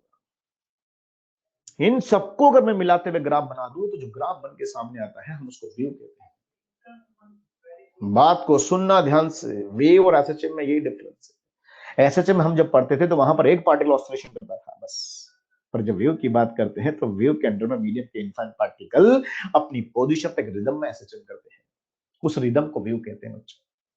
लिखा भी मैंने, a rhythm of vibrating particles in the direction of wave energy propagation is called as wave form या वेव, उसको वेव कहते हैं। एक रिदम ऑसिलेशन करते हैं, सबसे पहले एनर्जी इसने गेन की है, इसकी सबसे एक्सट्रीम पर ये थोड़ा और पीछे, ये थोड़ा और पीछे, ये थोड़ा और पीछे, इन सबको मिलाते हुए ग्राफ बना दे, इन सबको मिलाते हुए ग्राफ बना दे, जो ग्राफ बन के सामने आता है उसको वेव कहते हैं, उसको वेव कहते हैं। तो वेव और एसएचएम में क्या डिफरेंस हुआ बताइए आप सब, बताओ कौन लिख के देगा? एसएचएम का मतलब एक सिंगल पार्टिकल स्ट्रिंग करता है, और वेव का मतलब group of SHM of particles. Nishant Kumar, infinite particle अपनी पोजीशन पर एक रिदम में एसएचएम करते हैं, उस रिदम को वेव कहते हैं। एक group of SHM of particles, एक group of SHM of particles, combination of SHM, बिल्कुल एक group of SHM of particles in the direction of energy proportion is called wave. तो सुनो, अब T/4 का मतलब ऐसा हुआ। अब बात सुनना, टाइम T/2 हो गया। अब टाइम T/2 का मतलब ये पार्टिकल जो मीन एक्सट्रीम पर था कहां आएगा? मीन पर आ जाएगा, और ये जो पार्टिकल एनर्जी गेन किया था ये कहां पहुंचेगा? एक्सट्रीम पर पहुंचेगा, और एनर्जी आगे बढ़ेगी आगे बढ़ेगी आगे बढ़ेगी और ये एनर्जी गेन करेगी। इसका मतलब T/2 तक अगर मैं देखूं तो इनकी पोजीशन ऐसी होगी, पार्टिकल यहां पर ये मीन पर आ गया, ये एक्सट्रीम पर, और ये एनर्जी गेन कर रहा है। इन सबको अगर मिलाते हुए ग्राफ बनाए तो ग्राफ ऐसा बनता है, और इस ग्राफ को वेव कहते हैं। ये वेव का शेप कहलाता है। यहां पर सभी पार्टिकल रिदम में एसएचएम करते हैं। ये पार्टिकल जो नीचे जा रहे थे अब कहां जा रहे हैं? ऊपर जा रहे होंगे, ऊपर जा रहे होंगे, ये कहां आ रहे? नीचे आ रहे हैं, नीचे आ रहे हैं। एक रिदम में एसएचएम करते हैं, कोई किसी को ओवरटेक नहीं करता। जो आगे है वो आज ही होगा, और जो पीछे वो पीछे होता है। अब मैं आपसे पूछ रहा हूं, जवाब देना सब लोग। जो पार्टिकल, देखो बात को समझना, ये पार्टिकल है, ये एनर्जी गेन कर रहा है, बताओ इसका इस इंस्टेंट पर एंगल, फेज एंगल कितना है? इस पार्टिकल का फेज एंगल कितना है? जीरो। ये जस्ट एनर्जी गेन कर रहा है, इसका फेज एंगल कितना है? जीरो। बताओ इसका कितना है? कितना है इसका? सेकंड नंबर पार्टिकल का π/2 है, π/2 है, और ये पाई है। इसका आधा साइकिल पूरा हो चुका है। जिस तरह वेव ट्रेवल करती है, फेज क्या होता है? कम होता जाता है। ये 0 डिग्री पर है, ये 90 डिग्री पर है, कितना होगा? पाई पर है। थोड़ा और आगे बढ़ते हैं, टाइम 3t/4 हुआ तो इस पार्टिकल में ऊपर ले गया, तो ऊपर गया तो ये पॉजिटिव एक्सट्रीम पर है, तो ये पार्टिकल एक्सट्रीम से कहां आएगा? मीन पर आता है, और ये एक्सट्रीम पर पहुंचता है और एनर्जी इसके पास पहुंच जाती है। इन सबको मिलाते हुए ग्राफ बनाए तो ग्राफ ऐसा बनता है, इसको बोलते हैं वेव। आप बताओ इसका फेज एंगल कितना है? जीरो इसका, π/2 इसका, पाई इसका, 3π/2। जैसे टाइम पीरियड टी होता है तो ये पार्टिकल मीन पर आ जाता है, अपना साइकिल पूरा कर चुका होता है, और ये एक्सट्रीम पर पहुंचता है, ये मीन पर, और ये एक्सट्रीम पर, मीन पर, इन सबको मिलाकर ग्राफ बनाते ग्राफ ऐसा बनता है। बताओ इसका फेज एंगल कितना है? जीरो कि 2π? जीरो। इसका एंगल कितना? जीरो। इसका कितना है? इसका फेज एंगल यहां पर जीरो होता है, और इसका एंगल कितना होगा? 2π। इसका एक साइकिल पूरा हो चुका है। बताओ इन दोनों के जो फेज डिफरेंस कितना होगा? 2π। और जो 2π है तो बताओ इनके बीच में डिस्टेंस कितनी होगी? लेमडा। और हम लेमडा को बोलते हैं वन वेव। अल्टीमेटली ये वेव का डायग्राम कहलाता है। यस, यहां से यहां तक जो मैंने डायग्राम बना के दिया ना, ये वेव का डायग्राम होता है, वेव का डायग्राम डिनोट करता है। ये सिंपल हार्मोनिक वेव है, इसके अंदर में मीडियम वेव पार्टिकल के अंदर ऐसे चेक कर रहे हैं। तो थोड़ा सा ध्यान रखेंगे बस हम, कि यहां पर ये वेव बन रहा है, इसको वेव कहते हैं। इस वेव में अगर देखें तो दो पार्ट, एक पॉजिटिव और नेगेटिव पार्ट। ये पॉजिटिव पार्ट और नेगेटिव पार्ट, पॉजिटिव पार्ट यहां पर जो भी होता है इसको पल्स कहते हैं। क्या बोलते हैं इसको? पल्स। वेव का एक पार्ट यहां पल्स कहलाता है, और ये नेगेटिव पार्ट यहां पर नेगेटिव पल्स, और इन दो पल्स से मिलकर एक वेव बनता है। इस वेव की जो लेंथ होती है वो लैम्डा होती है। तो उसमें एंगल कितना ट्रेस होता है? 2π होता है, और 2π होता है। और बताओ इस वेव को बनने में टाइम कितना लगता है? टी लगता है। तो थोड़ा सा ध्यान रखिए, जब वेव मीडियम में ट्रेवल, देखो वेव ऐसे में ये डिफरेंस है बेटा, कि जब वेव मीडियम में ट्रेवल करती है तो मीडियम के इन्वर्ट पार्टिकल अपनी पोजीशन पर एक रिदम में एसएचएम करते हैं, उस रिदम को, उस ग्रुप ऑफ एसएचएम को वेव कहते हैं। बस यह ध्यान रखें, जिस तरफ वेव ट्रेवल करती है फेज क्या होता है? कम होता जाता है। फेज एंगल कम होता जाता है। जिस तरफ वेव ट्रेवल करती है फेज एंगल कम होता जाता है। इसका फेज एंगल जीरो, इसका कितना? 2π। कम होता जाता है, फेज एंगल कम होता है। और जब एक वेव बनती है तो फेज एंगल कितना होता है? 2π। इसकी लेंथ को लिखते हैं लैम्डा, और लैम्डा का मतलब होता है वेव लेंथ। ये एक वेव की लेंथ कहलाती है, और उस वेव को बनने में टाइम कितना लगता है? टी होता है, और 2π लैम्डा और टी तीनों इक्विवेलेंट होते हैं।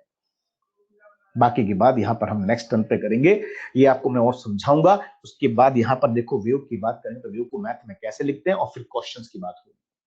तो थोड़ा सा कॉन्सेप्ट है, और एक बात मैं आपको समझा दूं, ये वेव थ्योरी है, थोड़ी सी इसमें थ्योरी बनेगी बेटा, घबराने की जरूरत नहीं है ना। उसके बाद हम क्वेश्चन स्टार्ट करेंगे, ठीक है। तो ये पढ़िए, वेव मतलब आपको मैं ये समझा के जा रहा हूँ, वेव एसएचएम में क्या डिफरेंस हुआ? एसएचएम एक सिंगल एसएचएम होता है, पर वेव के अंदर में मीडियम के इनफाइनाइट पार्टिकल अपनी पोजीशन पर एक रिदम में एसएचएम करते हैं, उस रिदम को वेव कहते हैं। और जिस तरफ वेव ट्रेवल करती है उस तरफ मीडियम के इन पार्टिकल का फेज एंगल क्या होता है? कम होता जाता है। जिस तरफ वेव ट्रेवल करती है फेज लैग करता है। और जब एक वेव बनती है तो लैम्डा डिस्टेंस होती है, फेज एंगल कितना होता है? 2π। और उसको वेव को बनने में टाइम कितना लगता है? टी लैम्डा और 2π तीनों इक्विवेलेंट होते हैं। ओके, बाकी की बात करेंगे नेक्स्ट टर्म पे यहीं से। ओके भाई, मैं आपको लिंक भेज रहा हूं, बाकी जो मटेरियल है मैं आपको उस पर लिंक पे डाल दूंगा, उसमें देख लेंगे। Okay, thank you. कल मेरी, अच्छा एक बात और समझा दें, कल मेरी क्लास सुबह है बेटा। सर की क्लास दिन में होगी, अपने हेमंत योगी सर की क्लास दिन में होगी, मेरी क्लास सुबह होगी, ध्यान रखेंगे आप। ठीक है, थैंक यू।